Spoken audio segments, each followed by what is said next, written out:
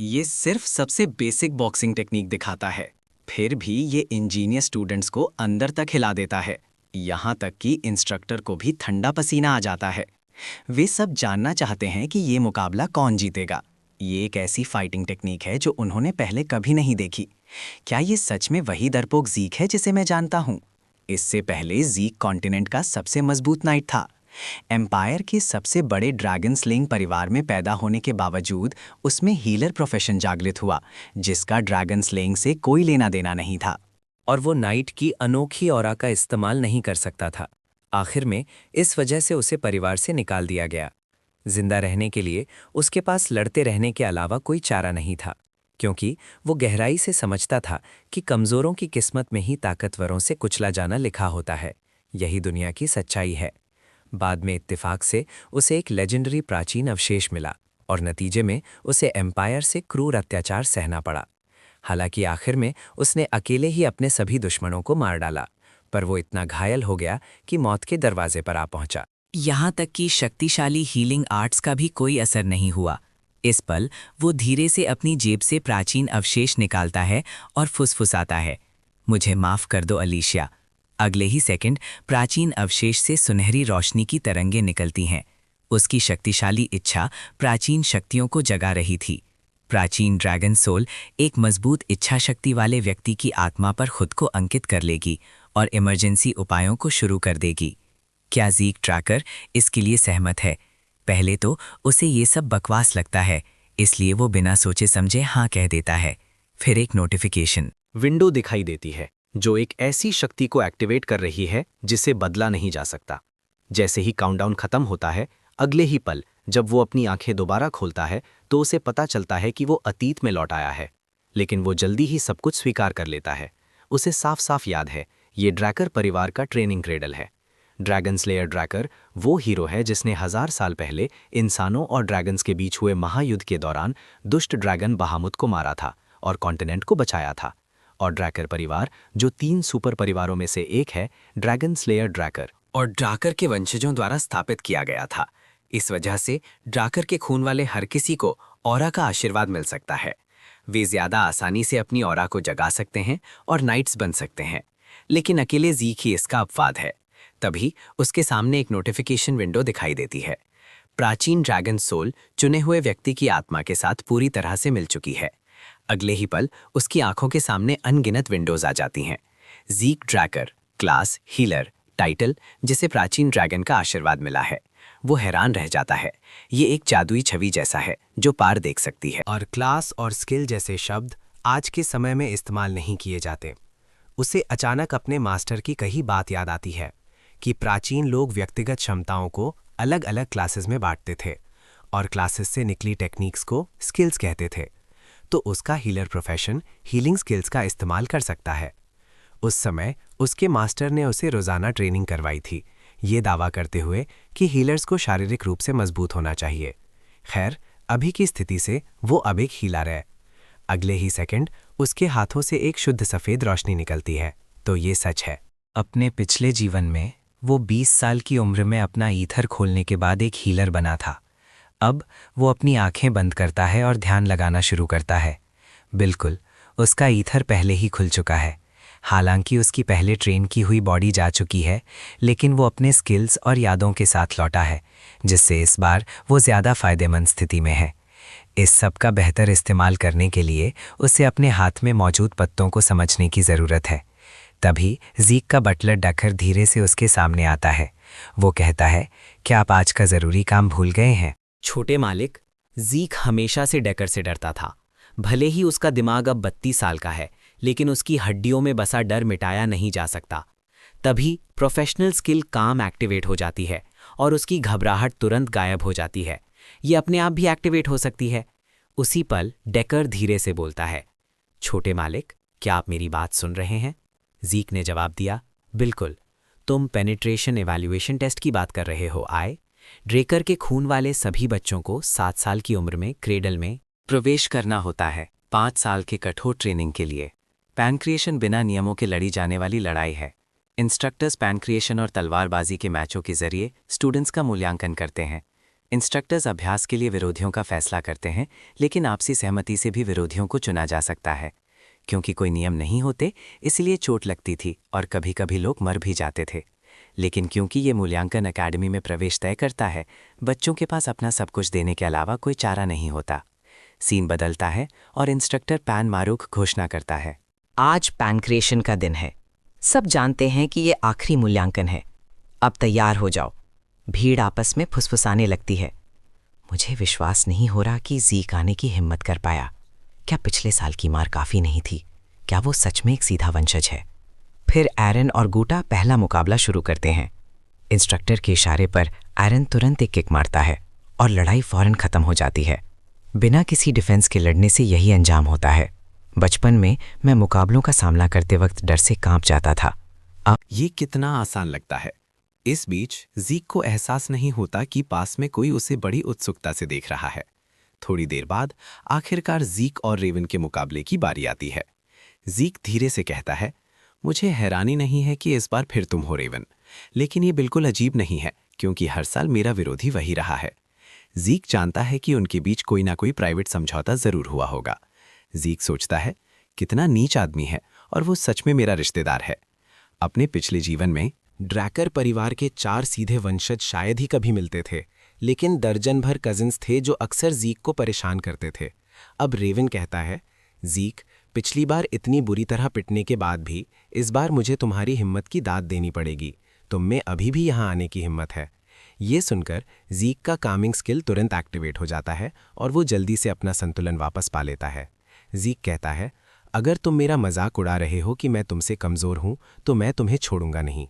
फिर रेवन उसके बाल पकड़कर कहता है, मुझे नहीं छोड़ोगे? तुम कर भी क्या सकते हो? अगले ही सेकंड ज़ीक अचानक एक स्किल डायरेक्ट हिट एक्टिवेट करता है जो उसके चेहरे पर सीधा लगता है। ज़ीक का इरादा तो उसे बेहोश करने का था, लेकिन स्किल अपने आप एक्टिवेट हो गई। इंस्ट्रक्टर हैरानी से पूछता है, मैंने अभी तक शुरू करने की घोषणा नहीं की है, तुमने हमला क्यों किया? लेकिन ज़ीक बेपरवाही से कहता है, पहले हमला करना एक फाइटर का फायदा नहीं है क्या? ये सुनकर इंस्ट्रक्टर पूरी तरह से चौंक जाता है। उसे एक स्टूडेंट से मारने का इरादा महसूस हुआ। फिर रेवन कहता है, इंस्ट्रक्टर, शुरू करने की घोषणा कीजिए, मैं उस कमजोर इंसान को एक कड़ा सबक सिखाऊंगा। इंस्ट्रक्टर का इशारा मिलते ही रेवन जल्दी से अपना स्टैंस ले लेता है और ज़ीक पर हमला करता है, जबकि वो लगातार ज़ीक के बाएं हाथ से बच रहा होता है। जब ज़ीक एक बाएं हाथ से पंच मारता है तो रेवन अचानक नीचे झुक जाता है, फिर ज़ीक के शरीर को पकड़ लेता है, उसे ज़मीन पर पटकने के इरादे से। लेकिन उसी पल रेवन का चेहरा अचानक बदल जाता है और वो जल्दी से ज़ीक से दूर हो जाता है। ये देखकर इंस्ट्रक्टर हैरान रह जाता है, क्या ये एक 12 साल के बच्चे की लड़ने की क्षमता हो सकती है? जब रेवन ने ज़ीक के हमले से बचकर उसे नीचे धकेला तो उसे लगा कि वो जीत गया है।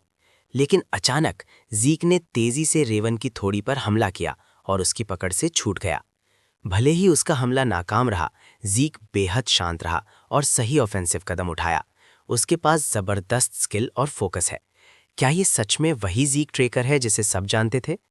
इस बीच जैसे ही रेवन दूरी बनाना चाहता था, ज़ीक ने एक ही वार में उसके बाएं पैर को बेकार कर दिया।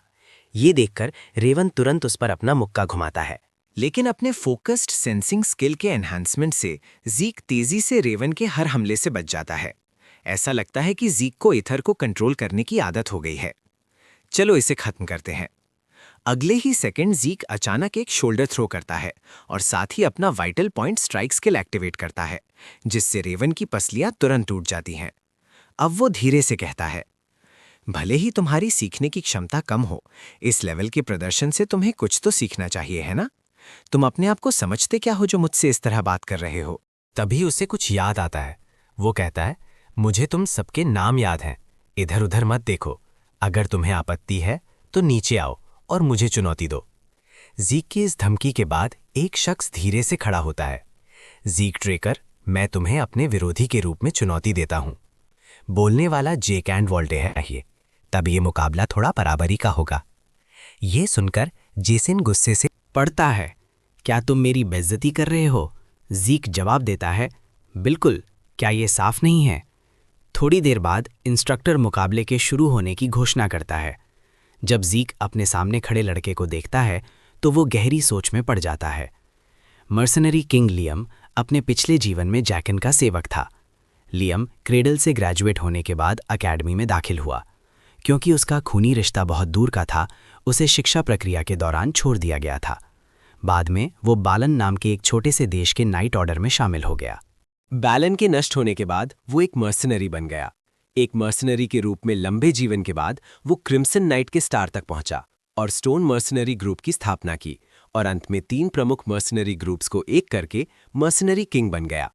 बाद में एम्पायर ने स्टोन मर्सनरी ग्रुप को काम पर रखा, जिसके कारण लियम ने कॉन्टिनेंटल वॉर में हिस्सा लिया।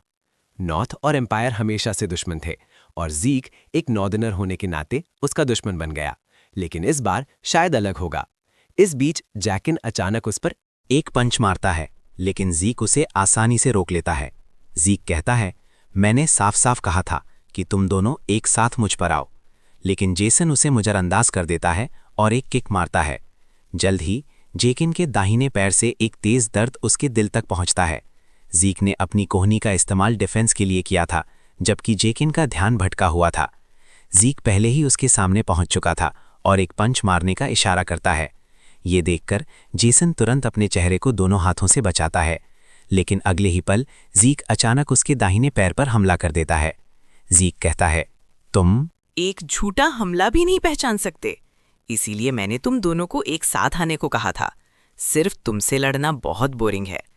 देखते ही देखते जैकिन बिना किसी मौके के हार जाता है।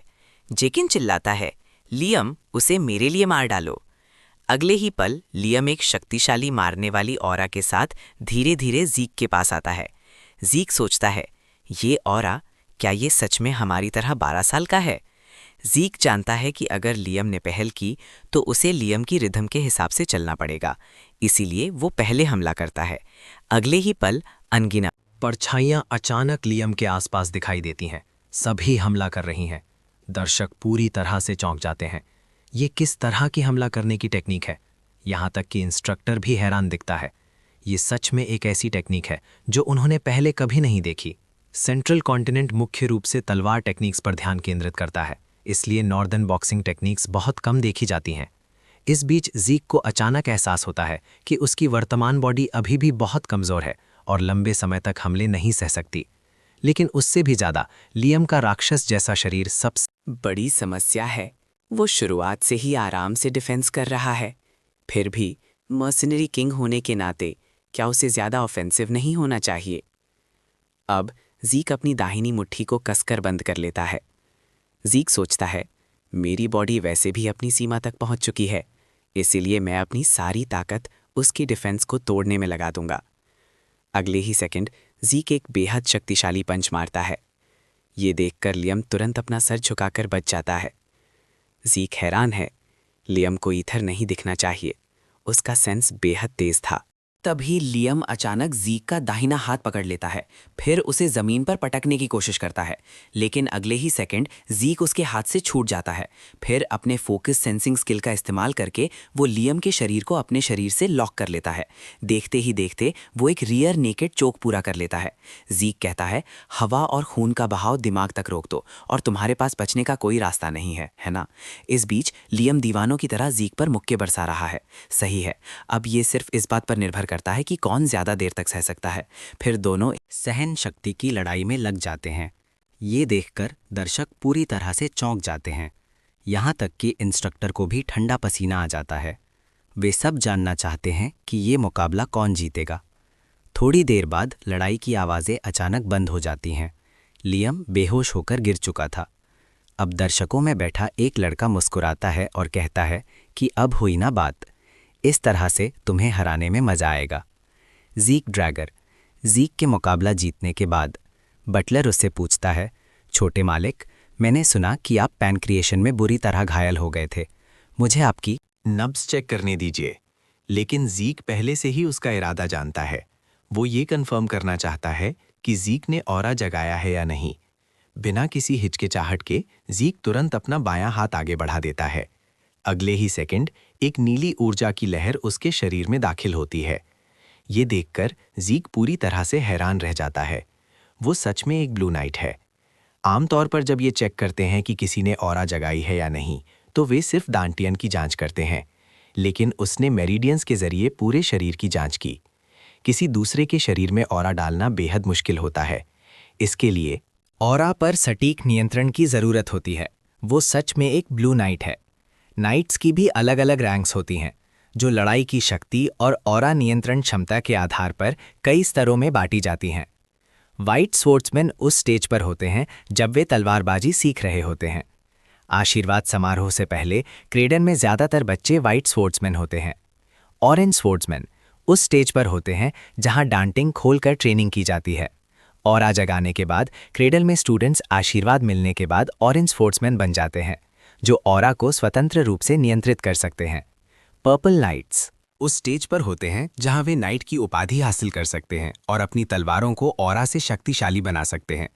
ब्लू नाइट्स उस स्टेज पर होते हैं जहां उनकी नीली ऑरा जाग चुकी होती है। आखिर में वो दायरा आता है जहां सिर्फ हदों को पार करने वाले ही पहुंच सकते हैं। मर्सिनरी किंग लियम और मैं पिछले जीवन में क्रिम्सन नाइट्स बन सके थे। हालांकि ब्लैक नाइट्स भी होते हैं, लेकिन ऐसा स्तर पूरे कॉन्टिनेंट में दुर्लभ है। वो सोचता है कि नाइट कैप्टन लेवल का कोई व्यक्ति बटलर कैसे बन गया, लेकिन ये बेकार है क्योंकि ऑरा बिल्कुल भी ईथर का पता नहीं लगा सकती। बटलर धीरे से कहता है, छोटे मालिक, क्या आप मुझसे कुछ छिपा रहे हैं? ज़ीक कहता है, तुम ऐसा क्यों कह रहे हो? लगता है तुम ही कुछ छिपा रहे हो, डेकर। बटलर कहता है, छोटे मालिक, आप अचानक इतने कैसे बदल गए? ये सुनकर ज़ीक तुरंत अपनी बात बदलता है। तुम्हें पूछना चाहिए कि मैं अभी ही क्यों बदला। मैं आगे और भी बदलूंगा। सब कुछ अपनी सही जगह पर वापस आ जाएगा। तुम्हें बस मेरे पीछे चलना है। बटलर कहता है, मैं समझ गया छोटे मालिक।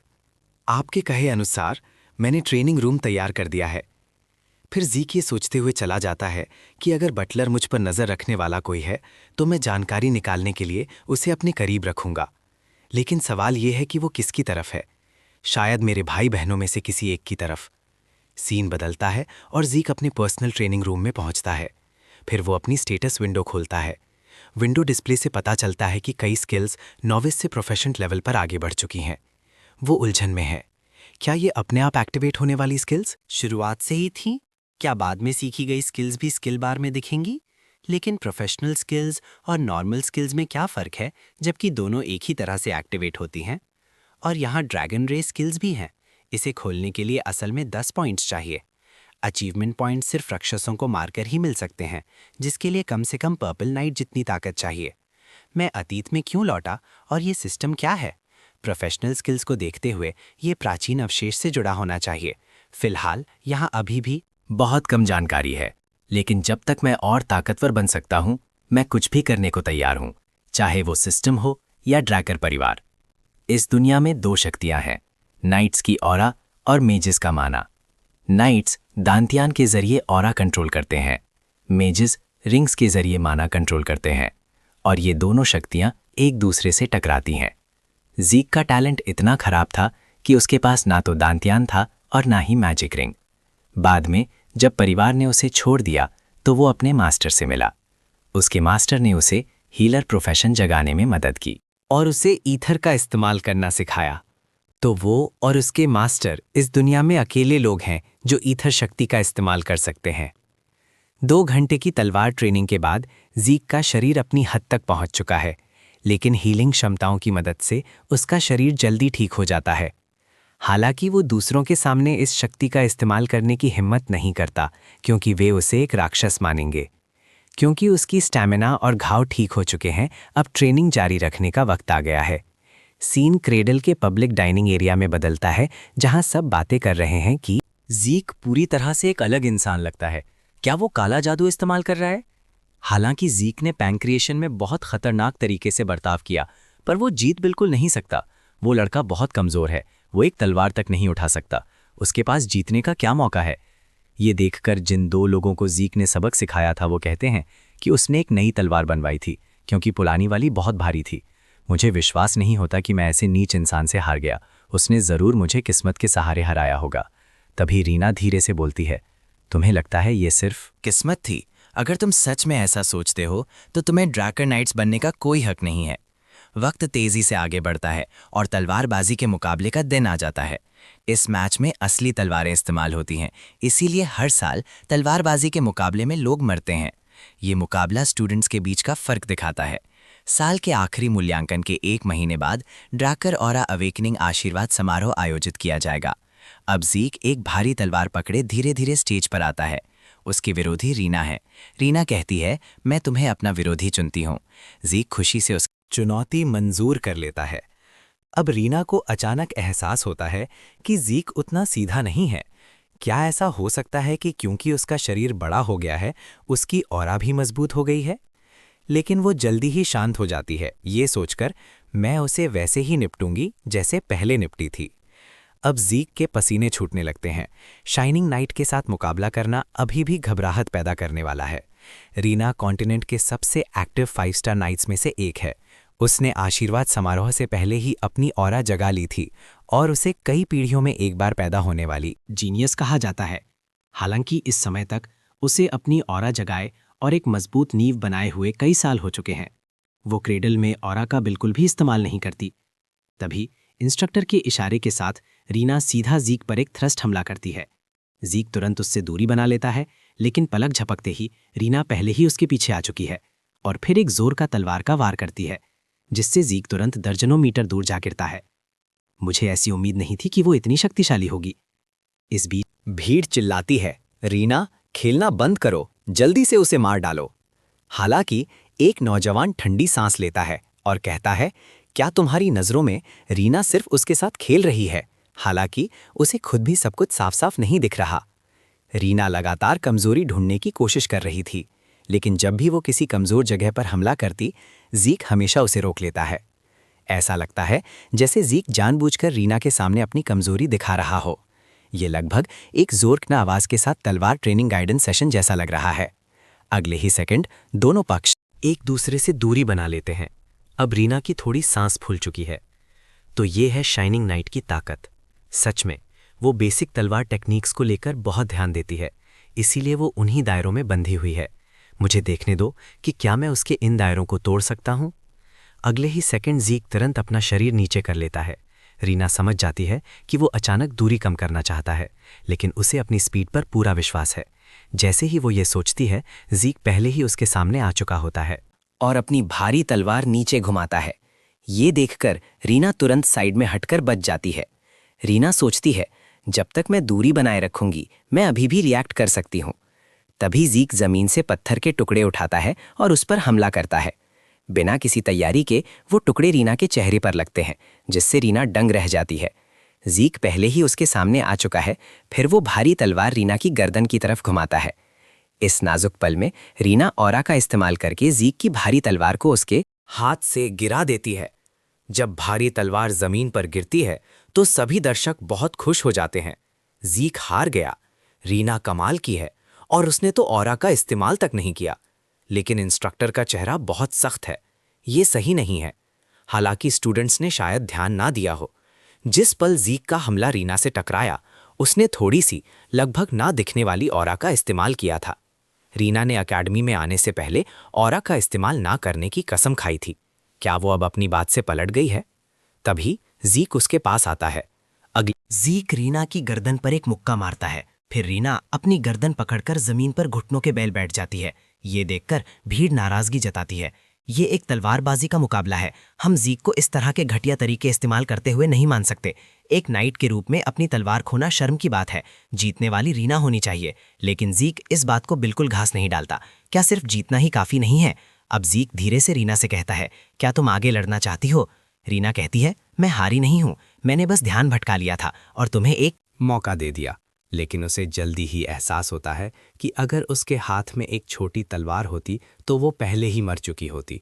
थोड़ी देर बाद रीना सबके सामने घोषणा करती है, मैं हार गई। ये सुनकर सभी दर्शक पूरी तरह से चौंक जाते हैं। कुछ दिन पहले ज़ीक को परिवार ने किसी काम का नहीं समझा था। आज उसने सच में रीना को हरा दिया, जिसे परिवार में एक जीनियस माना जाता है। ज़ीक के तलवारबाजी का मुकाबला जीतने के बाद उसकी जीत पूरे क्रीडल में एक बड़ा झटका लाती है, जबकि वो खुद ट्रेनिंग रूम में छिपकर जी जान से ट्रेनिंग कर रहा है। अब वो अपनी स्टेटस विंडो खोलता है। बिल्कुल, जब प्रोफिशिएंसी एक्सपर्ट तक बढ़ जाती है तो स्किल्स का लेवल इंप्रूव हो जाता है। 1 महीने पहले तलवारबाजी के मुकाबले में सीखी गई क्विक स्टेप स्किल की प्रोफिशिएंसी अब स्किल्ड हो चुकी है। इस वक्त जीक अपने पीछे दरवाजे की तरफ देखकर कहता है, डेका, तुम यहाँ कैसे? बटलर कहता है, छोटे मालिक, हम निकलने के लिए तैयार हैं। दूसरी जगह एक काले बालों वाला आदमी परेशान होकर कहता है, एबल, ऐसी हालत में भी तुम चाय कैसे पी सकते हो? वो लड़का, जीक ने रीना को हरा दिया, लेकिन एबल बेपरवाही से कहता है, ज्यादा चिंता मत करो, तुम हमेशा बातों को कुछ ज्यादा ही दिल पर ले लेते हो। मुझे अपने परिवार के घर लौटे बहुत वक्त हो गया है। मैं सोच रहा हूं कि हमारा छोटा भाई किस तरह की अनोखी क्षमताएं जगाएगा। मैं इस बारे में बहुत उत्सुक हूं। सीन बदलता है और जीक एक बग्घी पर बैठकर पैतृक शहर की तरफ निकल पड़ता है। ड्रेकर परिवार का पैतृक शहर डची ऑफ ट्रॉय में स्थित है, जबकि उनका मुख्यालय कॉन्टिनेंट पर मिडिललैंड के 4 सीजन शहर में है। हाई, लेकिन आशीर्वाद समारोह पैतृक शहर में ही होना चाहिए, जो कि ड्रैगन स्लेयर की कथाओं का शुरुआती स्थान है। थोड़ी देर बाद जीक ड्रैकर परिवार के पैतृक शहर ड्रैगन स्लेयर रेल में पहुंच जाता है। अब अपने सामने सब कुछ देखते हुए जीक हैरान लग रहा है। यहाँ भाग लेने वाले सभी लोग वही हस्तियां हैं जो सिर्फ कॉन्टिनेंटल अखबारों में दिखती हैं, और मुझ पर नज़र रखने के लिए डायरेक्ट लाइन से भेजे गए मॉनिटर्स भी होने चाहिए। उनका मकसद चाहे जो भी हो, एक बार जब उन्हें पता चल जाएगा कि मेरी शक्ति नहीं जाग सकती, तो वे अपनी नज़र मुझ पर से हटा लेंगे। अगले ही सेकंड जीक के चेहरे पर बेहद गुस्से वाला भाव दिखता है। ये आदमी यहाँ कैसे हो सकता है? इस बीच एबल रईसों से बातें कर रहा है। वो बताता है कि वो आशीर्वाद समारोह देखने आया है, क्योंकि नाइट्स के इस बैच में उसका प्यारा भाई भी शामिल है, ड्रैकर परिवार का दूसरा बेटा, जिसे लायन सोर्ड एबल ड्रैकर के नाम से जाना जाता है। लेकिन पिछले जीवन से जीक जानता है कि स्लॉटर नाइट का खिताब उस पर ज्यादा जचता है। अब वो खुद को शांत रखने की पूरी कोशिश करता है, क्योंकि वो इस वक्त कुछ नहीं कर सकता। उसे साफ याद है कि उसके पिछले जीवन में एबल कभी आशीर्वाद समारोह में शामिल नहीं हुआ था। क्या उसके कामों ने भविष्य बदल दिया है? शायद इस जीवन में कोई मौका मिले। इस बीच आशीर्वाद समारोह औपचारिक रूप से शुरू होता है। भाग लेने वाला सबसे पहला व्यक्ति एरन है। वो अपना दाहिना हाथ पानी में डालता है और फिर अपनी हथेली पर कट लगाता है।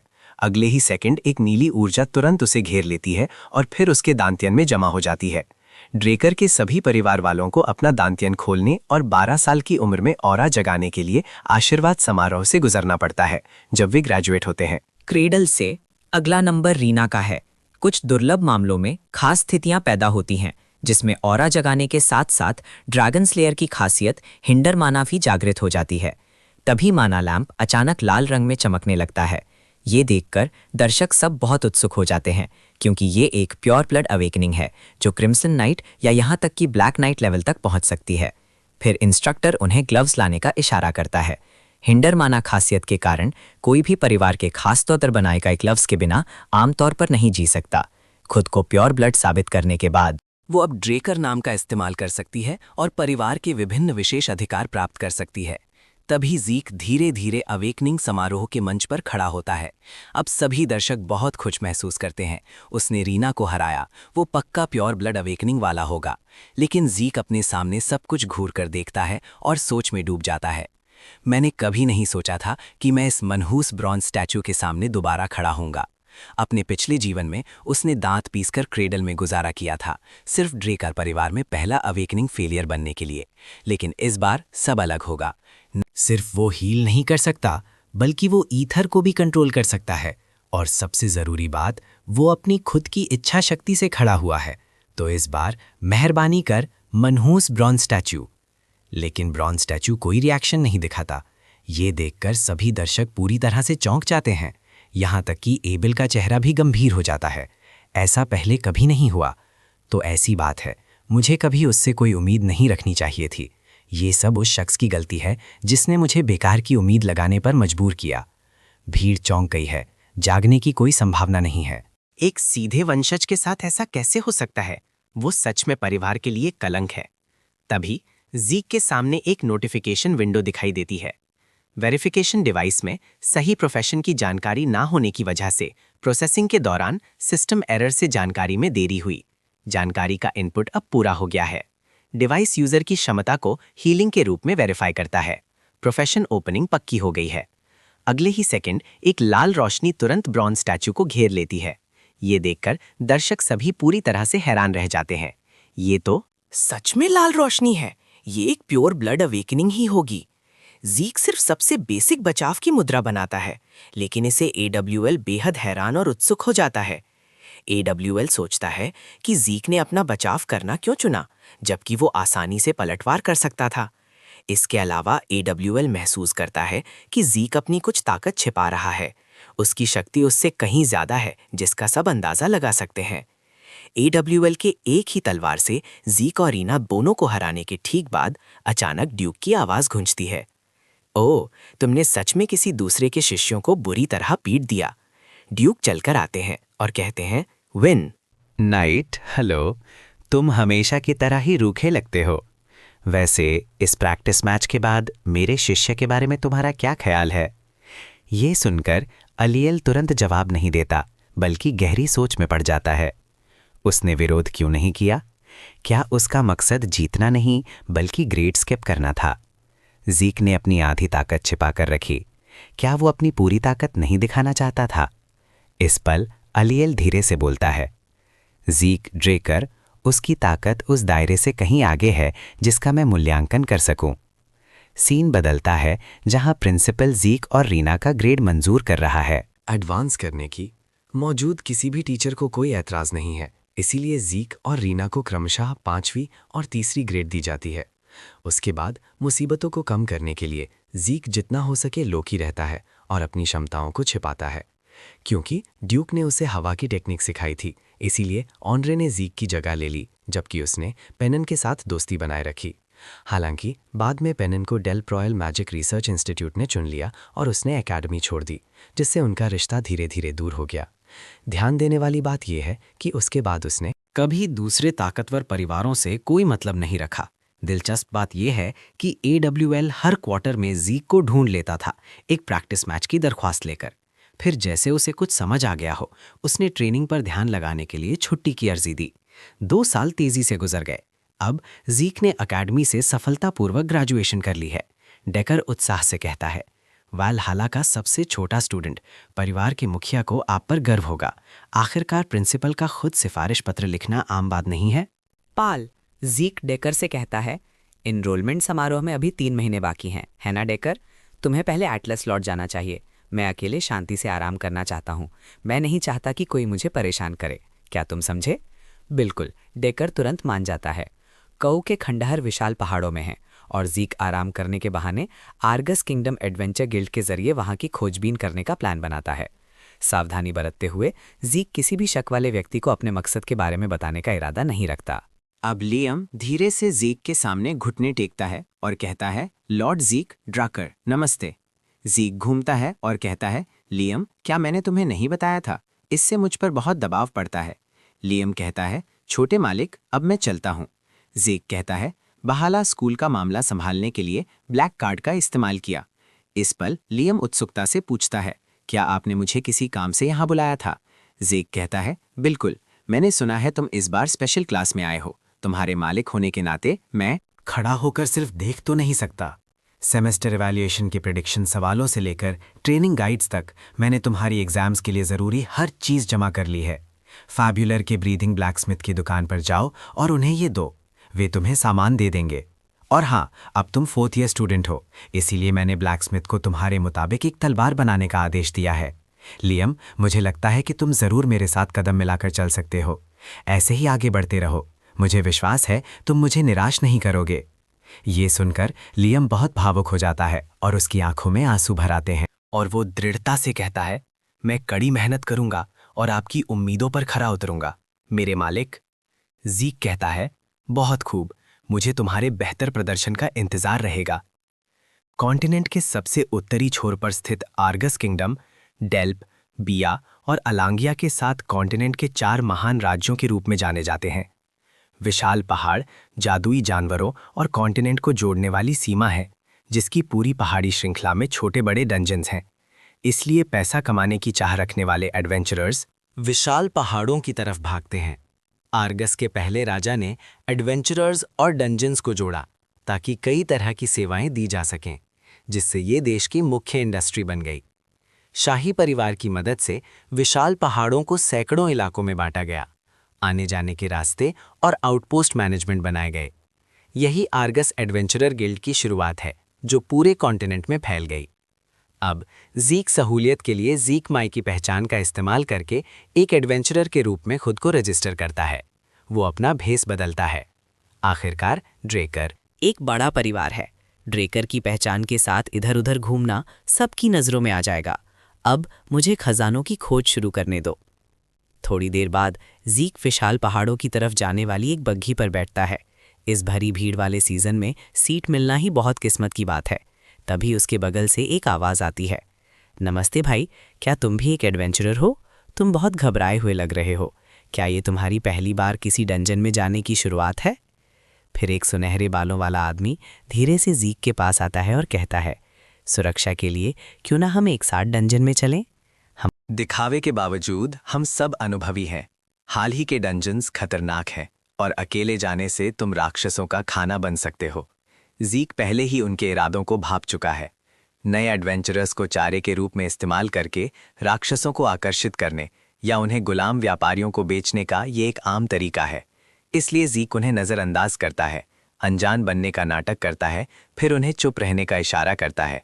वो खड़ा होता है, कोचमैन के पास जाता है और पूछता है, बाईं तरफ 500 मीटर पीछे राक्षस हैं, वे आधे ऑर्क लग रहे हैं। क्या इस इलाके में राक्षस दिखाई देते हैं? ये सुनकर कोचमैन उलझन में पड़ जाता है और कहता है, ये रास्ता तो सेफ जोन होना चाहिए। इसी बीच सुनहरे बालों वाला आदमी ज़ीक का मजाक उड़ाने लगता है। क्या तुम्हें नहीं पता कि एडवेंचरर गिल्ड का मुख्य रास्ता सीधे किंगडम द्वारा संभाला जाता है?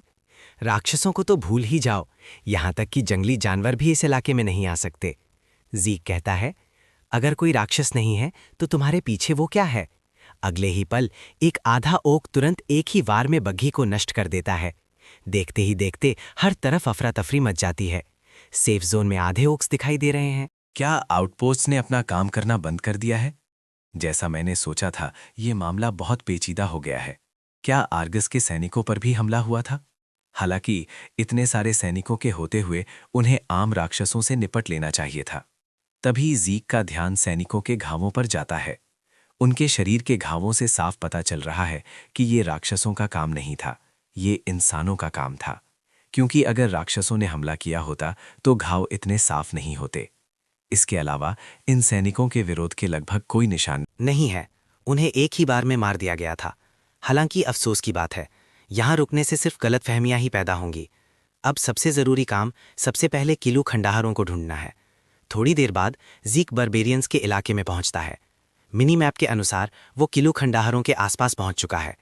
लेकिन एम्पायर के हाउंड्स यहाँ क्या कर रहे हैं? हाउंड्स ऐसी प्रतिभाएं हैं जो एम्पायर के नाइट ट्रेनी से निकलते हैं, जो ट्रैकिंग और असैसिनेशन टेक्निक्स में माहिर होते हैं। वे एम्पायर के डायरेक्ट फोर्सेस हैं। फिलहाल एम्पायर के हाई रैंकिंग लोगों के अलावा किसी को भी हाउंड्स के वजूद के बारे में नहीं पता। लेकिन जल्द ही वे एम्पायर द्वारा शुरू किए जाने वाले युद्धों में मुख्य शक्ति बन जाएंगे। ज़ीक मिनी मैप के जरिए उनकी हर हरकत पर पहले ही नज़र रख चुका है। आखिरकार अपने पिछले जीवन में वो हाउंड्स के हाथों ही मारा था और उसे याद है कि ड्यूक ने एक बार बताया था कि एम्परर अमर होने के पीछे पागल था और पूरे कॉन्टिनेंट को छान मारना चाहता था।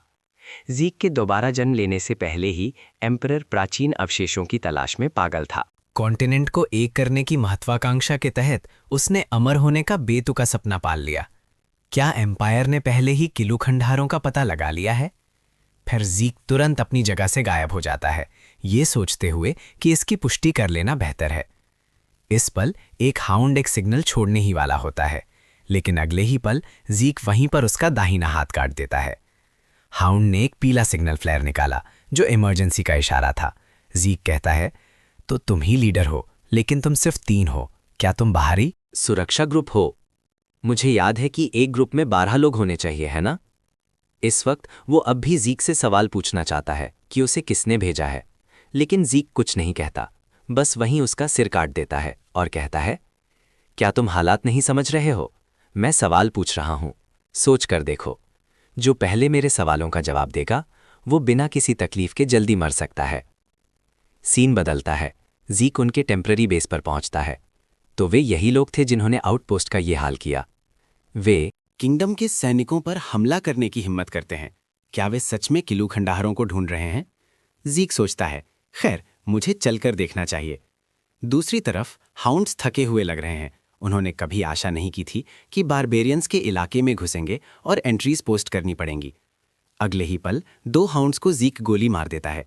इस बीच गुफा में किसी को एहसास होता है कि कुछ गड़बड़ है और कहता है, क्या तुमने अभी एंट्रेंस से कुछ सुना नहीं? इससे पहले कि दोनों कुछ समझ पाते, उन्हें ज़ीक तलवार के एक ही वार से मार देता है। अब उसे अचानक पिछली बातें याद आती हैं। 5 साल के शक्ति संघर्ष के दौरान ज़ीक को अपने ऑफिसर से आदेश मिला, जब वो पूरी तरह से थका हुआ था, कि उसे पवेला कार्टर में प्रवेश करना है। ये बिल्कुल वैसा ही लग रहा था। अब लीडर धीरे से बोलता है, सदन असैसिन की शॉर्ट सोर्ड टेक्निक, मकीन या पवेला, चाहे किसी भी तरफ से हो, जो कि तुम यहाँ आ गए हो तो तुम आसानी से जा नहीं सकते। अगर तुम अभी आत्मसमर्पण कर दो तो मैं तुम्हें एक जल्दी मौत दूंगा। इस वक्त ज़ीक हकारत भरी नज़रों से देखता है, सोचता है ये आदमी ज़्यादा से ज़्यादा एक ग्रीन नाइट है जो उसके पिछले जीवन के हाउंड से कहीं कमज़ोर हैं। अब ज़ीक धीरे से कहता है, तुम सच में मुझे जल्दी मौत देना चाहते हो? क्या तुम्हें अपने साथियों के सम्मान में मुझे अपने हाथों से टुकड़ों में नहीं फाड़ देना चाहिए? अगर ऐसी बात है तो चलो मैं तुम्हें टुकड़ों में फाड़ देता हूं। अगले ही सेकंड दोनों पक्ष हमला बोल देते हैं। ज़ीक हैरान है, क्या हाउंड सिर्फ इतना ही कर सकते हैं? क्या ये लोग बहुत कमज़ोर हैं या मैं बहुत ताकतवर हूं? इस लेवल पर कुछ भी खास नहीं है, लेकिन जैसे ही ज़ीक मैजिक रिफ्लेक्शन एक्टिवेट करता है, आसपास की सारी रोशनियां तुरंत बुझ जाती हैं। अब हर कोई बेहद हैरान है। क्या ये ड्रैगन स्लेयर का हिंडर माना है? नहीं, ये आदमी तो शुरू से ही निठट्टा था और इसने कभी ऑरा का इस्तेमाल नहीं किया, और ये सदन शॉर्ट स्वॉर्ड टेक्निक का इस्तेमाल करता है। ये ज़रूर एक असासिन होगा। सही बात है। फिर लीडर सबको इशारा करता है, घबराओ मत, अपना ध्यान बचाव पर रखो, रोशनियां जल्दी ही ठीक हो जाएंगी। लेकिन जब रोशनियां वापस आती हैं तो उनकी आंखों के सामने का नज़ारा उन्हें देखना पड़ता है। लीडर अब ऐसी शक्ल बनाता है जैसे उसे यकीन ही ना हो रहा हो, ये सोचते हुए कि क्या हो रहा है। इस वक्त ज़ीक की आवाज़ गूंजती है, एम्परर सच में बहुत हिम्मत वाला है, जो काऊ खंडहरों पर लालच करने की हिम्मत कर रहा है। ये सुनकर लीडर इसे मानता नहीं, अनजान बनने का नाटक करता है और कहता है, तुम क्या कह रहे हो? ज़ीक कहता है, चिंता मत करो, अगर तुम मुझे नहीं भी बताओगे तो फर्क नहीं पड़ता, मैं अब भी इसे ढूंढ सकता हूं। फिर ज़ीक उसे अंधेरे में मार देता है। सीन बदलता है। ज़ीक अपने हाथ की छोटी तलवार फेंक देता है और सब कुछ मैकिन के किए धरे सा भेस बना लेता है। मैकिन कुटेल वो संस्था है जिसे ज़ीक ने अपने पिछले जीवन में ज्वाइन किया था।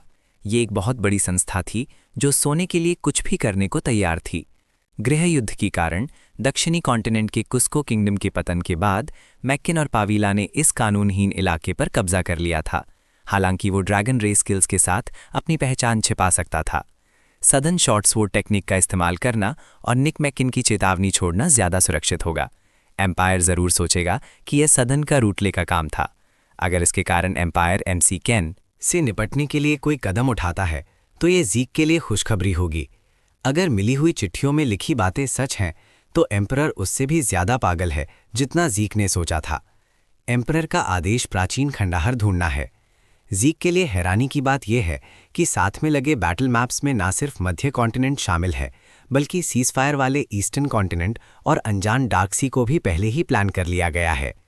एम्परर ने हाउंड्स को उन सभी इलाकों में तैनात कर दिया है जहां खंडहर मिलने की संभावना है। इसका मतलब है कि हाउंड्स की ताकत वैसी ही है जैसा ज़ीक अपने पिछले जीवन में जानता था, लेकिन ऐसा लगता है कि उन्हें काऊ खंडहर नहीं मिले। तभी एक लाल सिग्नल फ्लेयर उसका ध्यान खींच लेता है। क्या ये आसमान और ज़मीन के जाल का इस्तेमाल करने का सिग्नल हो सकता है? आसमान और ज़मीन के जाल का सिग्नल देखने के बाद ज़ीक जल्दी से आउटपोस्ट से भाग जाता है। लानत है, मुझे उम्मीद नहीं थी कि वे इतनी जल्दी पकड़ लेंगे। आसमान और ज़मीन के जाल का लाल सिग्नल फ्लेयर, बीच से बाहर की तरफ ढूंढो। टारगेट मिलने के बाद धीरे धीरे घेरा टंग करो। इस इलाके के हाउंड्स जब तक ये आदेश वापस नहीं लिया जाता तब तक इसका पालन करेंगे। हाउंड्स को आदेश का पालन करते देखना मौत की सजा का इंतजार करने जैसा है। अपने पिछले जीवन में ज़ीक ने एक प्राचीन अवशेष चुराया था जिस पर एम्परर की नज़र नॉर्दर्न कॉन्टिनेंट में थी, और आखिरकार वो आसमान और ज़मीन के जाल में बुरी तरह मारा गया। लेकिन अब ज़ीक के पास सिस्टम है, इसलिए वो लड़ाई में उनका मुकाबला कर सकता है। अब ज़ीक तेजी से अपनी छोटी तलवार घुमाता है, फिर जल्दी से दूरी बनाने के लिए तेज कदम उठाता है। जैसा उसने सोचा था बिल्कुल वैसा ही है। ये लोग उन लोगों के लेवल के नहीं हैं जो गुफा में थे।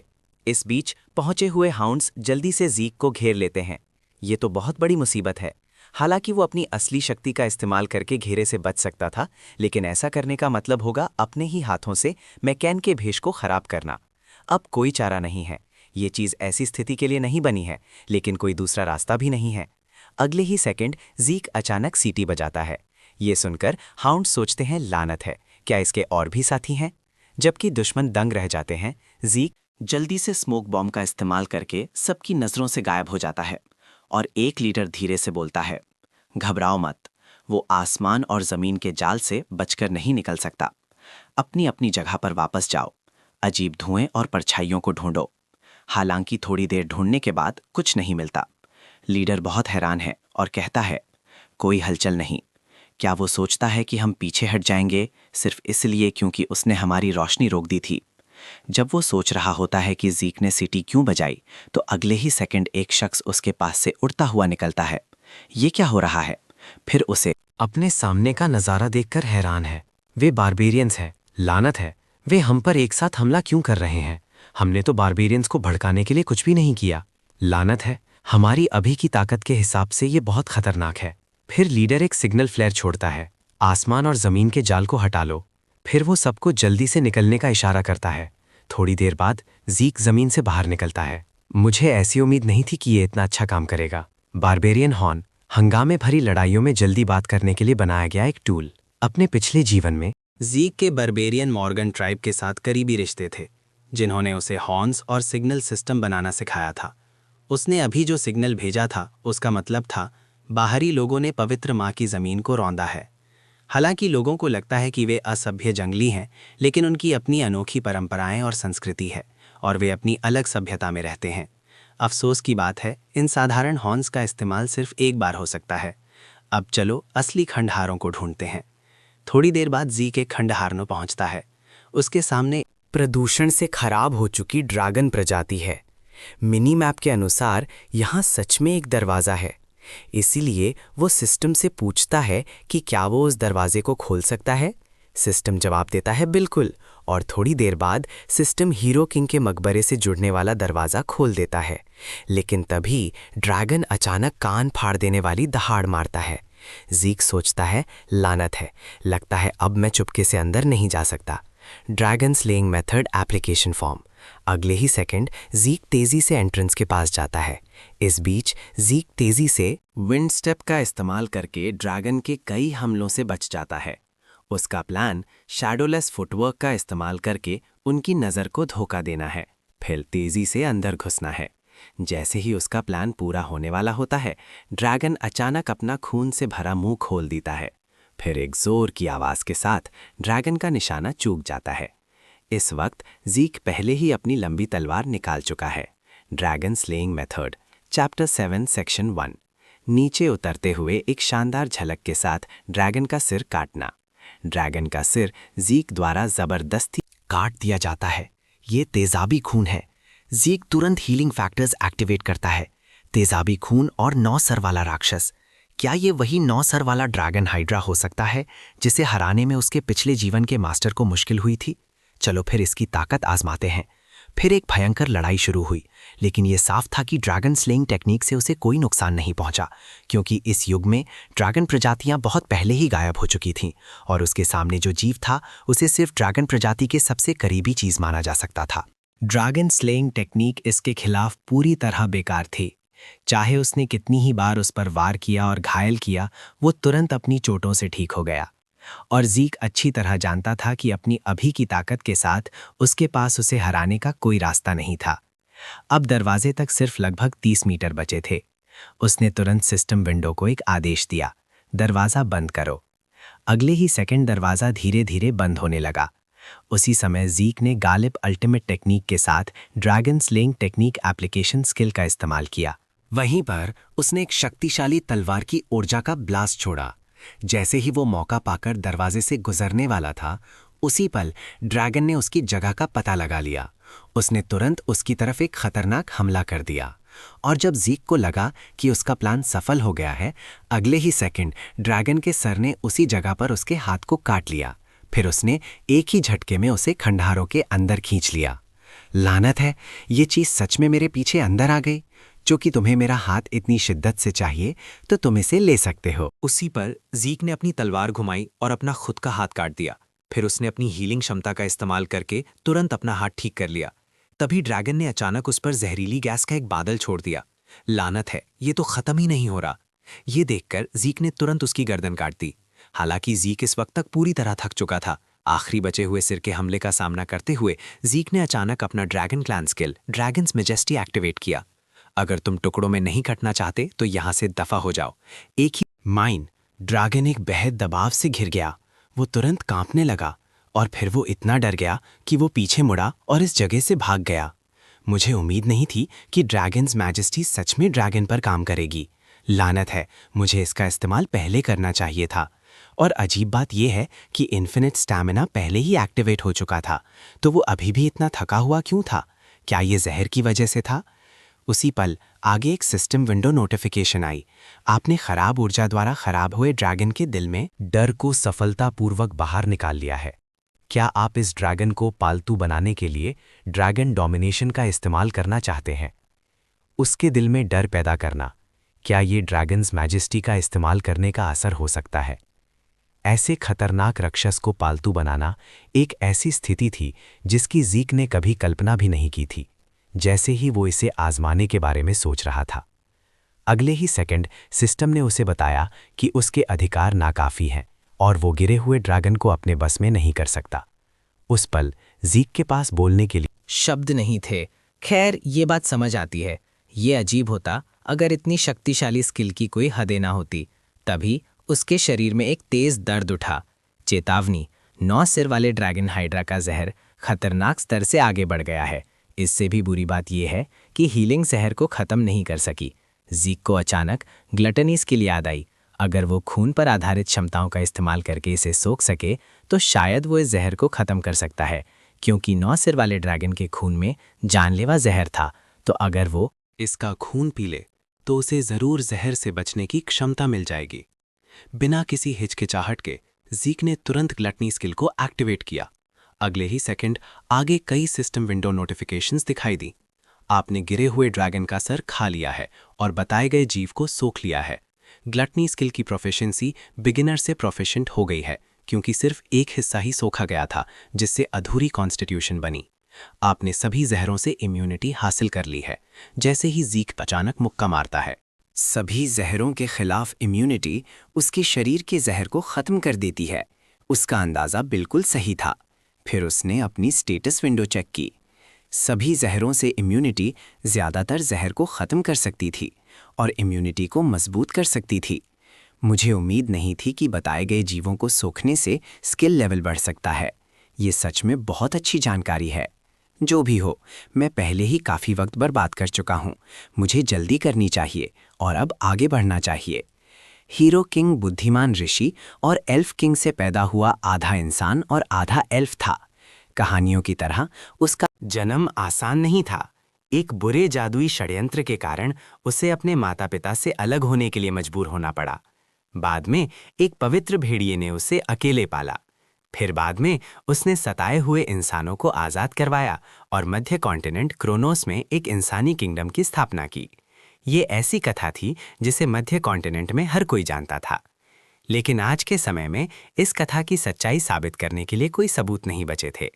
हालांकि हीरो किंग और किंगडम ऑफ क्रोनोस के होने का सबूत अब ठीक जीक की आंखों के सामने था। हालांकि किताबों में लिखे गए आकार के मुकाबले ये थोड़ा छोटा था। उसे ऐसी उम्मीद नहीं थी कि हीरो किंग के खंडहर असल में किंगडम ऑफ क्रोनोस थे। लेकिन इस बारे में बात करें तो ड्रैगन स्लेयर की आरामगाह में भी इसी तरह का माहौल था। फिर जीक ने सिस्टम की मदद से हीरो किंग के खंडहरों से होकर गुजरने वाला दरवाज़ा खोल दिया। अगले ही सेकंड उसकी आंखों के सामने एक विशाल क्रिस्टल दिखाई दिया। क्या ये हीरो किंग की गुप्त टेक्निक है? उसी पल आगे एक सिस्टम विंडो नोटिफिकेशन आई। कृपया हीरो किंग की गुप्त टेक्निक से जुड़ा क्वेस्ट शुरू करें। जब तक आप क्वेस्ट पूरा नहीं कर लेते तब तक आप यहां से बिल्कुल नहीं जा सकते। उसी पल जीक के पीछे का दरवाजा अचानक बंद हो गया। Chain quest. आप बचे हुए खंडहरों में हीरो किंग की असली शिक्षाएं सीखेंगे। कोई समय सीमा नहीं है। इनाम एल्फ किंग के आंसू। जीक तुरंत बेहद चौंक गया। इनाम में सच में एल्फ किंग के आंसू थे।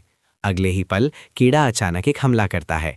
ये देखकर जीक तुरंत इसे रोकने के लिए अपनी तलवार उठाता है, फिर जल्दी से उससे दूरी बना लेता है। यहाँ तक कि ग्रीन नाइट भी डंजन वर्म्स का सामना नहीं करना चाहता, क्योंकि उनमें चलते हुए जमीन को निगलने की क्षमता होती है। अगर समय सीमा के अंदर काम पूरा नहीं किया जा सकता तो सीधे यहीं दफन हो जाएंगे। इस बीच जीक और राक्षस के बीच कई बार हमले होते हैं। भले ही जीक उसके शरीर पर कई घाव देता है, लेकिन वो कोई बड़ा नुकसान पहुंचाने में नाकाम रहता है। जैसे ही जीक पूरी ताकत से वार करने की तैयारी करता है, अगले ही पल जमीन अचानक इस लांटी की वजह से फटने लगती है। ये देखकर जीक तुरंत अपनी तलवार कीड़े के शरीर में घोंप देता है। उसी समय कीड़ा तड़पता है और जीक को कसकर बांध लेता है। दूसरी तरफ लियम धीरे धीरे जीक की जगह की तरफ बढ़ रहा है। इस पल जीक को अचानक एहसास होता है कि दबाव काफी कम हो गया है। फिर वो तुरंत उस जगह से बच निकलता है। वो उत्सुकता से पूछता है, लियम, तुमने आखिर क्या किया? इस पर लियम तुरंत जवाब देता है, मैंने अपनी तलवार पर बेहोश करने वाली दवा लगाई थी। मैं समझ गया कि दवा का मुख्य बेलाडोना है, जो सिर्फ इंसानों को सुन करती है, लेकिन कीड़ों के लिए ये जानलेवा जहर है। किसने सोचा होगा कि वो इस हालात में पता लगा लेगा कि बेलाडोना कीड़ों को मारता है। हालात के हिसाब से ढलने की उसकी क्षमता बेहतरीन है। जीक कहता है, तुमसे यही उम्मीद थी लियम। तुम्हारा निकनेम तुम्हारे शानदार फैसले और जिम्मेदारी पर जचता है। लियम, मेरे इशारा करने के बाद अपनी तलवार कीड़े के शरीर में घोंप देना। लगता है तुम्हें अपना साथी बनाकर लाना सही फैसला था। अगले ही पल जीक तेजी से कीड़े पर कई वार करता है, फिर कहता है, लियम, अभी करो। ये सुनकर लियम तुरंत अपना चाकू कीड़े के शरीर में घोंप देता है, जिससे कीड़ा तुरंत दर्द से चिल्लाने लगता है। इस बीच जीक धीरे धीरे ईथर सोल गॉड स्किल जमा करता है। एक परछाई चमकने के साथ विशाल कीड़ा वहीं 2 टुकड़ों में कट जाता है। इस पल आगे कई नोटिफिकेशन विंडोज दिखाई देती हैं। अचानक मिला टास्क पूरा हुआ। आपको टास्क के इनाम के रूप में दुगने पॉइंट्स मिले हैं। 2 बॉक्सेस बिना सोचे भेजे गए हैं। अभी 780 पॉइंट्स हैं। इस बीच सिर्फ बच निकलने से आपको 30 पॉइंट्स का बेसिक स्कोर मिलता है। जमा किए गए राक्षसों के सिरों को गिनकर रीना का टोटल स्कोर 180 पॉइंट्स है। वहां मौजूद हर कोई पूरी तरह हैरान है। सच में प्योर ब्लड्स अलग होते हैं। थून परिवार के लायक हैं। 130 पॉइंट्स के पासिंग स्कोर से कहीं ज्यादा। अगला ग्लेमन्स परिवार का Owen, total score 120 points, 70 points के पासिंग स्कोर से कहीं ज्यादा। सच में कमाल है। लेकिन अपने दिल में ओवेन सोचता है, रीना थून, देखते हैं तुम कब तक घमंडी रह सकती हूँ। अगर बात नहीं बनी तो मैं उसको भी वैसे ही मार दूंगा जैसे मैंने जीक को मारा था। तभी एक जानी पहचानी आवाज सुनाई देती है, धूप देखे हुए मुझे बहुत अरसा हो गया है। ये देखकर हर कोई कहता है, क्या वो डंजन वर्म नहीं है? क्या आधे ऑर्क्स सबसे ज्यादा स्कोर देने वाले राक्षस नहीं है? इन दोनों ने सच में एक डंजन वर्म पकड़ लिया। इस पल ओवन पूरी तरह से चौंका हुआ लगता है। ये देखकर जीक कहता है, क्या हुआ? क्या तुम मुझे देखकर इतने खुश हो? ये सुनकर ओवेन का चेहरा तुरंत उतर जाता है। जीक कहता है, सही बात है, तुम इस तरह बहुत बेहतर लग रहे हो। इस पर ओवेन गुस्से से घूमता है और चला जाता है। ओवेन सोचता है, लानत है प्योर ब्लड, मैं तुमसे इसकी भारी कीमत वसूलूंगा। तभी इंस्ट्रक्टर एंड्रे उन दोनों को मार्क्स देना शुरू करता है। चूंकि मैं मार्क्स देने के लिए जिम्मेदार हूं, इसीलिए ये मत सोचना कि तुम बेईमानी करके बच सकते हो। क्या राक्षसों के बाकी सिर इसने खा लिए थे? हाँ, जीक कहता है कि तुम काफी किस्मत वाले हो। डंजन वॉर्म के हमले की वजह से इन 3 दिनों में जमा किए गए सभी सिर चले गए हैं। एग्जाम पास करने के लिए उन्हें इसके बजाय कीड़े का सिर वापस लाना पड़ा। शायद सिर्फ आंद्रे ही दांतों पर बची हुई चमड़ी की इतनी ध्यान से जांच कर सकता था। थोड़ी देर बाद आंद्रे आखिरकार अपनी जांच पूरी कर लेता है। जो मैं देख सकता हूं, वहां मॉन्स्टर्स, गॉब्लिन्स, हेलहाउंड्स, आधे ऑक्स और माउंटेन स्पिरिट्स थे। ये सुनकर वहां मौजूद हर कोई पूरी तरह हैरान रह जाता है। वहां माउंटेन स्पिरिट्स भी थे। गिनती को देखते हुए वहां दर्जनों राक्षस थे। इसे मान लेना बेईमानी होगी। मैं हर तरह के एक राक्षस के हिसाब से गिनती करूंगा। माउंटेन स्पिरिट्स और वर्म्स मार्क्स वाले आइटम्स में नहीं है, लेकिन एक माउंटेन स्पिरिट को 3 आधे ऑक्स के बराबर मानते हुए और एक वर्म को 6 आधे ऑक्स के बराबर। मार्क्स 90 और 180 पॉइंट्स हैं। Total score 368 points. तुम पास हो गए हो। ये सुनकर सभी स्टूडेंट्स पूरी तरह हैरान रह जाते हैं। 368 पॉइंट्स, ये कैसे हो सकता है? हमें यहाँ सिर्फ एक डंजन वर्म का सिर दिख रहा है, लेकिन सबको लगता है कि अब इस बारे में बात करना पूरी तरह बेकार है। अगर उनका सामना डंजन वर्म्स और माउंटेन स्पिरिट से हुआ होता तो क्या वे जिंदा भी बच पाते? ये सवाल उठता, क्या ज़ीक ड्रेकर सच में इतना ताकतवर है? ऐसा लगता है कि ज़ीक के बारे में उनकी राय काफ़ी बदल चुकी है। हालांकि ये एहसास अच्छा है, ज़ीक ने आखिरकार कुछ ऐसा किया जिससे सबका ध्यान गया।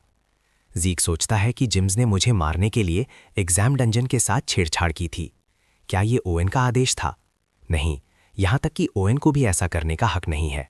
शायद ये जिम्स परिवार का वो शख्स था। मुझे उम्मीद नहीं थी कि मैं इतना ध्यान खींचूंगा। खैर, अभी के लिए मैं उनके साथ ही खेलूंगा, बस। तभी रीना ज़ीक को पुकारती है और कहती है, तुम इस बार जीत गए। ये सुनकर ज़ीक उलझ जाता है, इसका क्या मतलब है?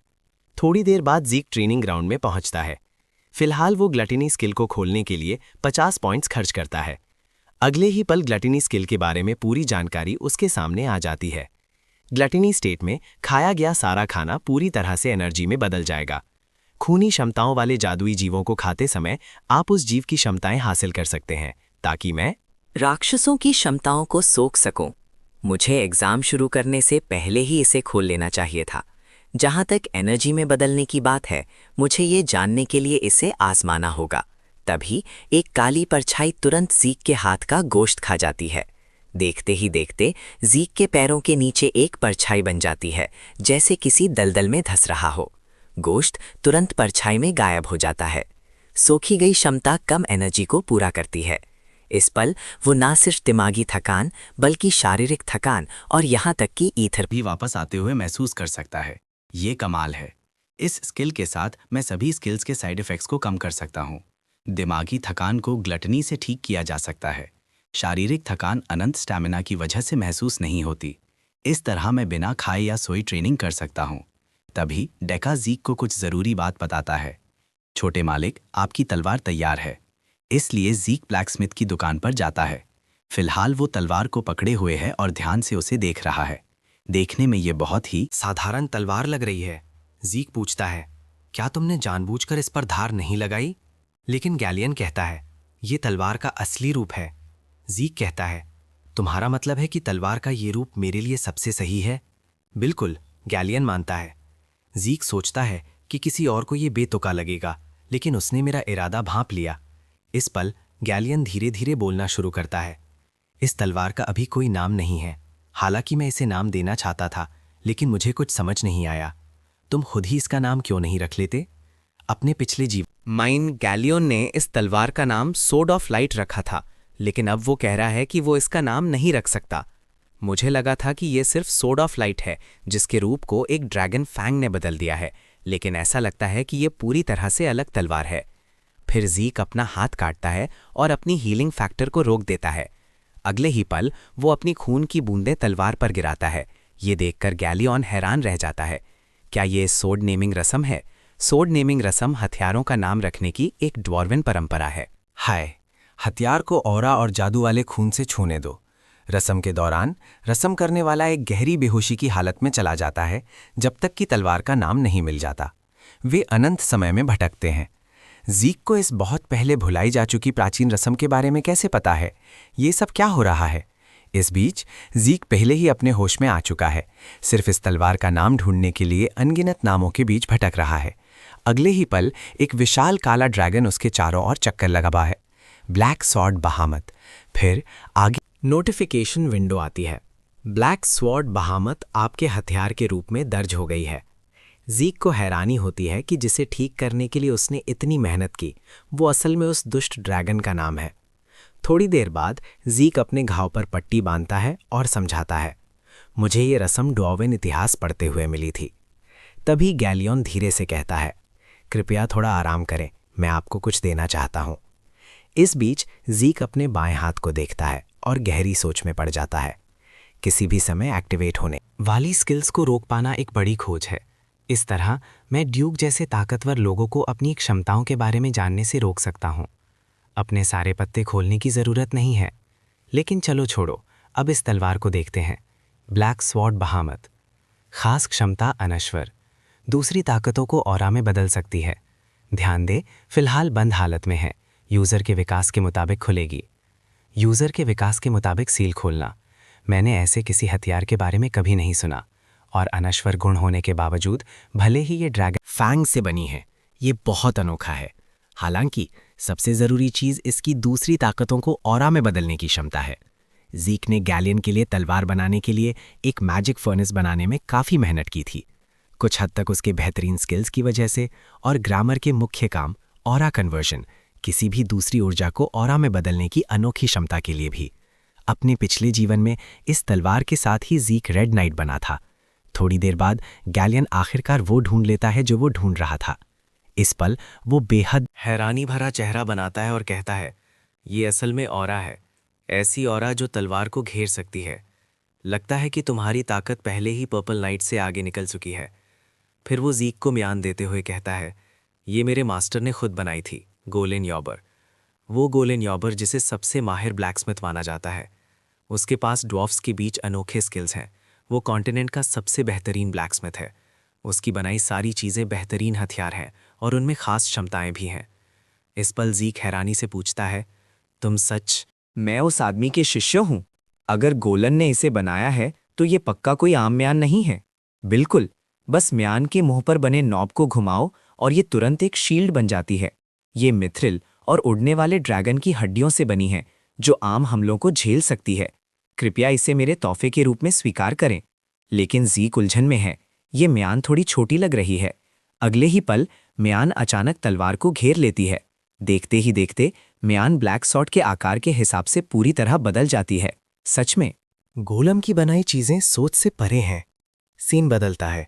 ज़ीक अपने हाथ में मौजूद सामान को देखता है और सोच में पड़ जाता है। उल्कापिंड का लोहा, क्या ये एक दुर्लभ चीज नहीं है? दस्तानों की जानकारी। उल्कापिंड के लोहे से बने दस्ताने। खास क्षमता को आजमाने के लिए उल्कापिंड के लोहे का सेट पूरा करें। ये अचानक मिले टास्क के रैंडम बॉक्स में था। मुझे लगा था कि ये ट्रेजर बॉक्स जैसा होगा। उम्मीद नहीं थी कि इसमें उससे भी ज्यादा कीमती कोई चीज होगी। अब दूसरा बॉक्स चेक करते हैं। जब ज़ीक बॉक्स खोलता है तो वो बहुत उलझन में लगता है। ये क्या है? इस पल वो एक नक्शा निकालता है। फिर एक नोटिफिकेशन विंडो आती है। आपने हीरो किंग सीजर का नक्शा ढूंढ लिया है। Hero king Caesar and the knights of the clock tower continent की सबसे मशहूर किताब है। ये हीरो किंग और नाइट्स के क्रोनोस नाम का एक सभ्य देश बनाने की कथा बताती है। लेकिन उन बातों में कोई सिर पैर नहीं है और इस कहानी की सच्चाई को साबित करने के लिए कोई सबूत नहीं है। इस पल ज़ीक हैरान है। मुझे उम्मीद नहीं थी कि हीरो किंग सच में था। फिर वो नक्शे को समझता है। क्या ये विशाल पहाड़ है? ये बर्बेरियंस का इलाका है। ऐसा लगता है कि ये मामला मेरे सोचने से ज़्यादा आसान हो सकता है। इस बीच यूज़र लेवल के आधार पर आगे एक नोटिफिकेशन विंडो आती है जो नोविस ट्यूटोरियल को ख़त्म कर रही है। अगले ही पल विंडो एक क्वेस्ट आइटम ढूंढ लेती है। Achievement quest, hero king Caesar का अवशेष। हीरो किंग के अवशेष की खोज करें और हीरो किंग की गुप्त तकनीक का पता लगाएं। कोई समय सीमा नहीं। क्वेस्ट इनाम जूनियर अथॉरिटी इंटरमीडिएट में अपग्रेड हो गई। मैं समझ गया कि नोविस ट्यूटोरियल सिस्टम लेवल सुधारने के लिए है, तो अब मुझे असली क्वेस्ट्स पूरे करने चाहिए। अगर ऐसा है तो मैं ये सारे इनाम ले लूंगा। फिर ज़ीक ड्रैगन रेस स्किल्स के दूसरे स्टेज को खोलने के लिए कई पॉइंट्स का इस्तेमाल करता है। हासिल की गई स्किल्स ड्रैगन स्केल आर्मर और ड्रैगन क्लॉ, जिन्हें खोलने के लिए हर एक पर 80 पॉइंट्स चाहिए। ये देखकर ज़ीक तुरंत दोनों स्किल्स को खोलने का चुनता है, जिससे उसके पास सिर्फ 400 पॉइंट्स बचते हैं। अब पहले ड्रैगन क्लॉ स्किल आजमाते हैं। वो बेहद ताकत के साथ एक पंजा मारता है जो तुरंत जमीन को फाड़ देता है। ये ताकत उसकी सोच से कहीं ज्यादा है। फिर ज़ीक अपने बाएं हाथ पर ड्रैगन स्केल आर्मर स्केल का इस्तेमाल करता है और उस पर अपनी तलवार घुमाता है। लेकिन अगले ही पल भारी तलवार दर्जनों मीटर दूर जा गिरती है। बिना आर्मर पहने भी असर आर्मर से ज्यादा सख्त लगता है। हमले के लिए ड्रैगन क्लॉ, बचाव के लिए ड्रैगन स्केल, ये दोनों स्किल्स काफी अच्छी हैं। सीन बदलता है। ड्रैकर एकेडमी के ट्रेनिंग फील्ड में सभी लोग टर्म एवैल्यूएशन के लिए 100 डॉरा एग्जाम की तैयारी कर रहे हैं। इंस्ट्रक्टर कहता है कि ये पुतले मटीरियल से बने हैं जिन पर आम बाजू की ताकत निशान नहीं छोड़ सकती, लेकिन 100 डॉरा का इस्तेमाल उन्हें आसानी से नष्ट कर सकता है। अगर आप उन्हें नष्ट या उन पर निशान नहीं छोड़ सकते तो आपको अनफिट माना जाएगा, चाहे आपके पिछले एवैल्यूएशंस कितने भी अच्छे क्यों ना रहे हों, और आपको फिर से शुरू से सीखना शुरू करना पड़ेगा। ये सुनकर हर कोई बेहद हैरान है। क्या इसका मतलब है कि हम आगे नहीं बढ़ सकते? फिर इंस्ट्रक्टर एग्जाम के औपचारिक रूप से शुरू होने की घोषणा करता है, जबकि पास में ही ओवेन सोच में पड़ जाता है। ये असल में सॉर्ड ऑरा की ट्रेनिंग के लिए उसका आम तरीका है, और अकेडमी में सॉर्ड ऑरा की पढ़ाई गैम परिवार ने शुरू की थी। यहाँ तक कि प्योर ब्लड अवेकनर्स भी सॉर्ड ऑरा को कंट्रोल करने में उसका मुकाबला नहीं कर सकते। इंस्ट्रक्टर अगला नाम ओवेन पुकारता है। इस पल वो धीरे से अपनी लंबी तलवार निकालता है। एक लंबी तलवार की आवाज़ पूरे ट्रेनिंग फील्ड में गूंजती है। ये देखकर इंस्ट्रक्टर्स हैरान हो जाते हैं। तलवार की आवाज़ जैसा कि किसी ताकतवर परिवार के किसी शख्स से उम्मीद की जाती है। इस बीच ओवेन एग्जाम फील्ड में तेजी से अपनी लंबी तलवार घुमाता है। देखते ही देखते सभी पुतलों पर तलवार के गहरे निशान पड़ जाते हैं। ये देखकर दर्शक पूरी तरह से हैरान रह जाते हैं। जिम्स परिवार की उम्मीदों पर खरा उतरा। इस रफ्तार से लॉर्ड एबल से आगे निकलना सिर्फ वक्त की बात है। अगले ही पल ओवेन तुरंत इंस्ट्रक्टर का हाथ झटकता है, फिर गुस्से में दर्शकों की तरफ चल पड़ता है। थोड़ी देर बाद कई एग्जामिनीज काफ़ी खराब प्रदर्शन करते हैं। ओवेन के प्रदर्शन से सब निराश लग रहे हैं, लेकिन अभी तक कोई फेल नहीं हुआ है। ऐसा लगता है कि स्पेशल क्लास सच में अलग है। जल्द ही एग्जाम देने की बारी रीना की आती है।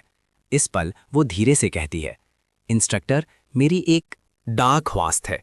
मुझे उम्मीद है कि आप ड्रैगन स्लेइंग मेथड का इस्तेमाल करके मेरा मूल्यांकन कर सकते हैं। ये सुनकर इंस्ट्रक्टर हैरान रह जाता है। वो सीनियर स्टूडेंट्स के मूल्यांकन का स्टैंडर्ड है। सोर्ड ऑरा का इस्तेमाल करना और ड्रैगन स्लेइंग मेथड चलाना पूरी तरह से अलग लेवल की मुश्किल है। तलवार में ऑरा डालने के लिए सिर्फ बेहतरीन ध्यान की ज़रूरत होती है, लेकिन ड्रैगन स्लेइंग मेथड के लिए हर मूव में ऑरा को बांटने की ज़रूरत होती है, जिसके लिए सटीक कंट्रोल चाहिए। इस पल ओवन को खुशी महसूस होती है। रिया, तुम खुद को शर्मिंदा कर रही हो। तुम्हारी सोर्ड ऑरा कुछ ही वारों के बाद गायब हो जाएगी। जबकि चिंतित इंस्ट्रक्टर कहता है, इससे एग्जाम और सख्त हो जाएगा। क्या तुम पक्का करना चाहती हो? रिया मान जाती है। फिर रीना धीरे धीरे सोर्ड ऑरा जमा करती है। अगले ही पल पुतलों के ग्रुप के बीच से एक परछाई तेजी से निकलती है, जिसके साथ तलवार की रोशनी की चमक भी होती है। देखते ही देखते आसपास के पुतलों को रीना पूरी तरह से नष्ट कर देती है। इस पल हर कोई दंग रह जाता है। उन्हें लगा था कि ओवेन सबसे ताकतवर है, लेकिन रीना के आगे वे कहीं नहीं टिकते। ओवेन खुश नहीं है। लानत है, रीना ने फिर से मेरी जगह छीन ली। तभी रीना अपनी तलवार आगे की तरफ करती है। ओवेन सोचता है, लानत है, क्या वो सबके सामने मेरा मजाक उड़ाने वाली है? नहीं, उसे मुझ में शुरू से ही कोई दिलचस्पी नहीं थी। रीना के एग्जाम पूरा करने के बाद ज़ीक लाचार महसूस करता है। ज़ीक सोचता है कि वो मुझे इतने ध्यान से घूर रही है, मैं अनदेखा करने का नाटक नहीं कर सकता। क्योंकि ऐसी बात है तो मैं मान लूँगा। इंस्ट्रक्टर, कृपया ड्रैगन स्लेइंग मेथड का इस्तेमाल करके मेरा भी मूल्यांकन करें। ये सुनकर एक इंस्ट्रक्टर असहमति जताते हुए कहता है, क्या खुद को रीना समझते हो? सोचते हो ड्रैगन स्लेइंग मेथड दिखाना आसान है? लेकिन दूसरा इंस्ट्रक्टर मान जाता है और कहता है, शर्तें रीना जैसी ही हैं, क्या ये ठीक है? बिल्कुल, ज़ीक मान जाता है। इस पल एक इंस्ट्रक्टर उलझन में पूछता है, तुमने उसकी बात क्यों मानी? मैंने उसे क्लास में कभी नहीं देखा। दूसरा इंस्ट्रक्टर कहता है कि ज़ीक ने इंस्ट्रक्टर आंद्रे के साथ शर्त लगाई थी। ज़ीक जीत गया, इसलिए उसे क्लासेस में आने की ज़रूरत नहीं है। वो सुनहरी रोशनी दिखाने वाला पहला प्योर ब्लड अवेकनर। हाय, डंजन एक्सप्लोरेशन एग्जाम में उसने लॉर्ड एबल का रिकॉर्ड तोड़ दिया। वो वही अफवाहों वाला ज़ीक ड्रैकर है। इस बीच ज़ीक अपनी महान तलवार के जरिए ईथर को स्वॉर्ड ऑरा में बदल रहा है। ये मेरे सोचने से कहीं ज्यादा मुश्किल है, लेकिन ये लेवल काफी होना चाहिए। इस वक्त ज़ीक धीरे धीरे अपनी महान तलवार उठाता है। अगले ही पल रिया बेहद हैरानी भरा चेहरा बनाती है। ये ड्रैगन स्लेइंग मेथड है। Chapter 1 section 1 heaven breaking stance. लानत है, उसका पॉस्चर इतना परफेक्ट है कि इंस्ट्रक्टर एंड्रे की बराबरी कर सके, एक परछाई के तेजी से गुजरने के साथ। ज़ीक पहले ही ड्रैगन स्लेइंग मेथड का बेहतरीन प्रदर्शन कर चुका है। ड्रैगन स्लेइंग मेथड जिसका इस्तेमाल मैं अपने पिछले जीवन में तब तक करता रहा जब तक मैं उससे ऊगता नहीं गया। शुरुआत से इसका प्रदर्शन करना काफ़ी अच्छा है। ये लेवल रीना को भड़काने के लिए काफ़ी होना चाहिए। इस बीच आसपास की आवाज़ें ज़ीक के दिल की धड़कन बढ़ा देती हैं। क्या उसने अभी अपनी तलवार को स्वॉर्ड ऑरा से घेर लिया था? क्या ज़ीक पहले ही पर्पल नाइट बन चुका है?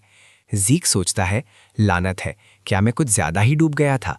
इसलिए मैंने अनजाने में स्वॉर्ड ऑरा दिखा दी। ये मुसीबत है, मैंने फिर से सबका ध्यान खींच लिया है। इस वक्त दोनों इंस्ट्रक्टर्स काफी हैरान लग रहे हैं। एक first year student purple night level तक पहुंच गया है। ओएन भी कांपने लगता है, जबकि रीना एक्साइटेड लग रही है। सीन चेंज होता है। प्रिंसिपल जीक को बुलाते हैं। प्रिंसिपल कहते हैं, मैंने सुना है तुमने एग्जाम में कमाल का स्कोर किया है। 13 साल की उम्र में पर्पल नाइट लेवल पर पहुंच जाना, तुम सच में कमाल हो। जीक, क्या तुम ग्रेड स्किपिंग एग्जाम देना चाहोगे? और जीक कंफ्यूज होकर पूछता है, क्या ग्रेड स्किपिंग का मतलब फर्स्ट ईयर स्किप करना है? प्रिंसिपल कहते हैं, बिल्कुल, और ये इससे भी ज्यादा हो सकता है। आखिर ये तुम जैसे एक्सीलेंट स्टूडेंट्स के लिए ही बनाया गया है। वो इतनी जल्दी जाल में फंस गए। आखिर मैंने बिना किसी हिचकिचाहट के ध्यान खींचने वाले इतनी सारी चीजें की हैं।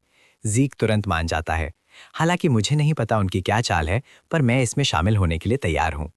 इस बीच प्रिंसिपल किसी से कांटेक्ट करके कहते हैं, रीना और जीक दोनों ग्रेड स्किपिंग एग्जाम देने के लिए मान गए हैं। दूसरा शख्स कहता है, तो फिर इसका इंतजाम करो। प्रिंसिपल कहते हैं, हाँ मैं समझ गया, चीजें और भी इंटरेस्टिंग होती जा रही हैं। दूसरी तरफ ड्रैकर एकेडमी के एडवांस क्लास या ट्रेनिंग रूम में जीक और रीना को यहाँ लाया जाता है। तभी उनके सामने अचानक एक शख्स आता है। ये मेन फैमिली का हाई लेवल नाइट है, जो आज के ग्रेड स्किपिंग एग्जाम का इंचार्ज है, ऑल ड्रैकर। ये सुनकर जीक पूरी तरह हैरान रह जाता है। क्या ये विलो सॉर्ड है? अपनी पिछली जिंदगी में जीक शख्स से मिला था। उसने शुरू में सोचा था कि ये एम्पायर का कुत्ता है जो उसे ढूंढते हुए आ गया है, पर बाद में उसे पता चला कि आउल की उसके साथ कोई दुश्मनी नहीं थी। वो बस अपने टीममेट्स को ठीक से दफनाना चाहता था। ये देखकर जीक ने उसे कुछ टूल्स दिए और कहा, मैं तुम्हारी मदद करता हूँ, अगर तुम नहीं भी चाहोगे तब भी मैं करूँगा। मैं नॉर्दर्न यूनाइटेड टीम से जीक हूँ, तुम ड्रेकर फैमिली से हो, है ना? इस वक्त वो धीरे से जवाब देता है, नहीं, मैंने ड्रेकर सरनेम छोड़ दिया है। जी कहता है, तो फिर मैं तुम्हें क्या बुलाऊं? वो कहता है, मुझे बस विलोसॉर्ड कहो। सच में ये कोल्ड नाम विलोसॉर्ड इस पर बिल्कुल फिट बैठता है, पर फिर भी ड्रेकर ने एक फर्स्ट ईयर के ग्रेड स्किपिंग एग्जाम के लिए एक हाई लेवल नाइट को भेजा है। हाई लेवल नाइट्स ड्रेकर के पिलर्स होते हैं। ये एक सीनियर पोजीशन है जो सिर्फ उन्हें दी जाती है जिनके पास मार्शल स्किल्स, इज्जत और एक्सपीरियंस होता है। इस बीच इंस्ट्रक्टर एग्जाम के रूल्स अनाउंस करना शुरू करता है। ये एग्जाम एक शॉर्ट डुएल है, जब तक तुम बेहोश नहीं होते या हार नहीं मानते। तुम चैलेंज करना कंटिन्यू रख सकते हो। प्लीज अपने सारे टैलेंट्स का खुलकर यूज करना। जैसे ही रीना एग्जाम देने के लिए आगे बढ़ती है, ओल धीरे से कहता है, वन ऑन वन करने की जरूरत नहीं है, मुझ पर एक साथ अटैक करो। ओल के इस बोल्ड स्टेटमेंट के बाद रीना अटैक करने ही वाली होती है, पर जीक उसे रोक देता है। जीक कहता है, गुस्सा मत हो, तुम उसके और हमारे पावर डिफरेंस को जानती हो।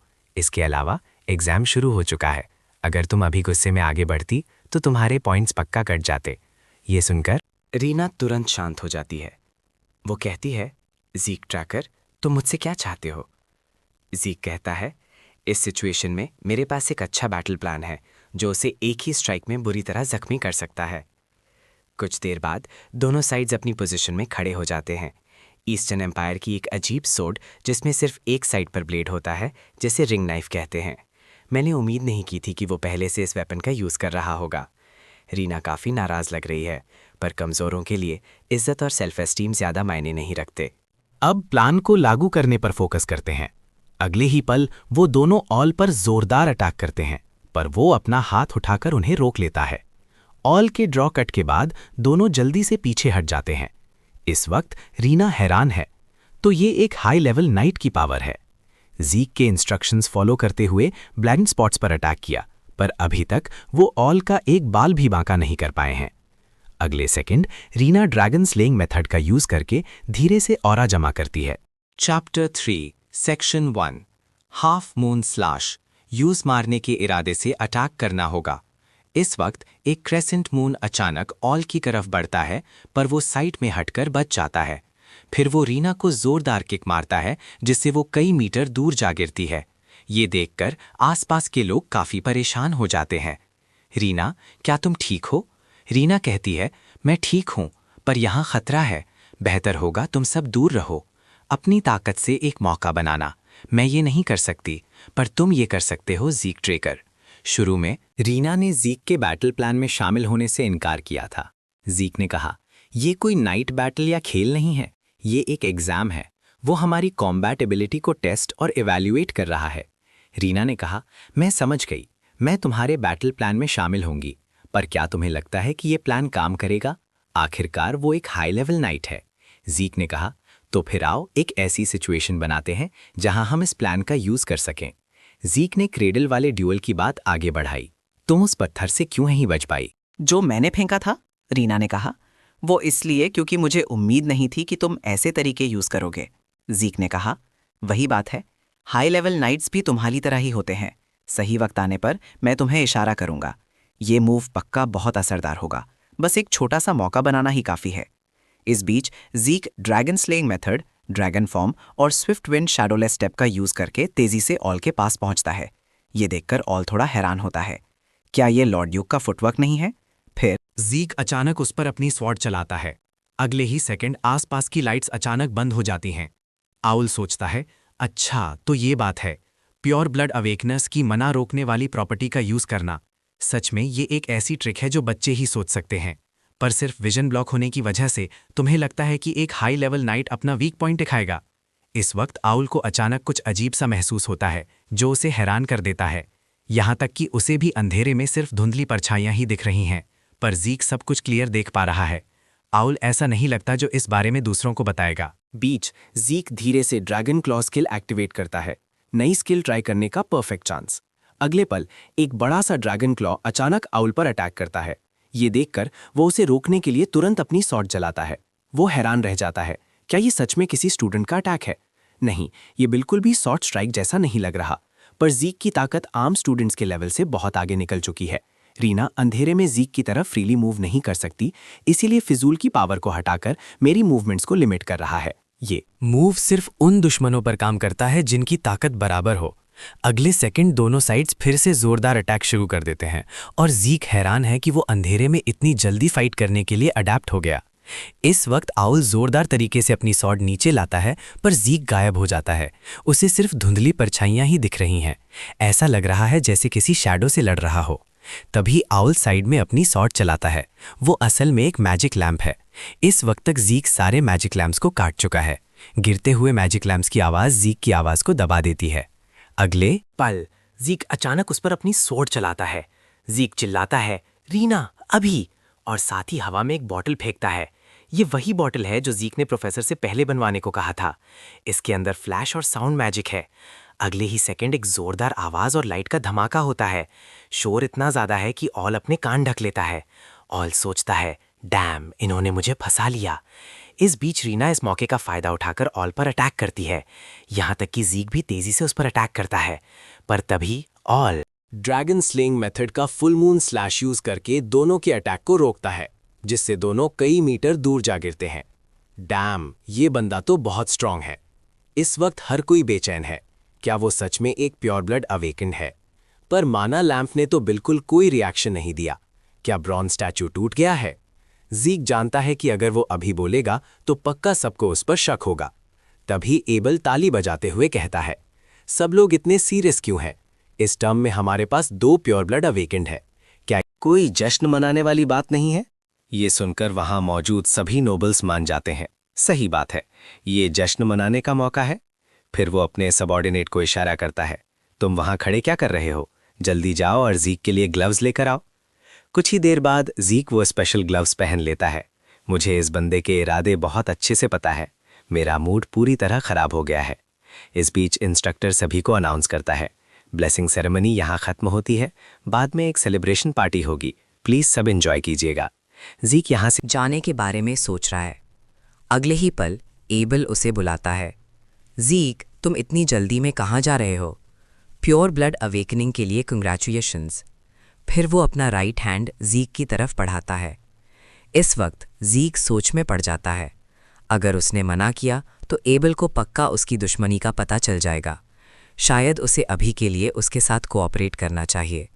अगले ही सेकंड एबल के बुरे कामों की इमेजेस उसकी आंखों के सामने फ्लैश होती हैं। फिर ज़ीक उससे हाथ मिलाने से इनकार कर देता है। ये देखकर एबल बहुत नफरत भरा एक्सप्रेशन देता है और कहता है, तुम मुझे अनकंफर्टेबल कर रहे हो ज़ीक। ज़ीक का एक्सप्रेशन सख्त हो जाता है। चाहे इसकी कीमत मौत ही क्यों ना हो, वो कभी एबल से हाथ नहीं मिलाएगा। इस वक्त एबल वीए से बोलता है, तो फिर कोई और रास्ता नहीं, तुम्हें देखना ही काफ़ी है। तो अगली बार मिलने तक ज़ीक, हम पक्का दोबारा मिलेंगे। सीन चेंज होता है, ज़ीक अपने रूम में वापस आता है। पर कुछ हुआ क्यों नहीं? सभी प्योर ब्लड अवेकेंड वाले लोगों में मना को रोकने की खासियत होती है। इसका मतलब उनके पास मना बायोलॉजिकल ड्रैगन्स के बिल्कुल ऑपोजिट एबिलिटीज़ होती हैं।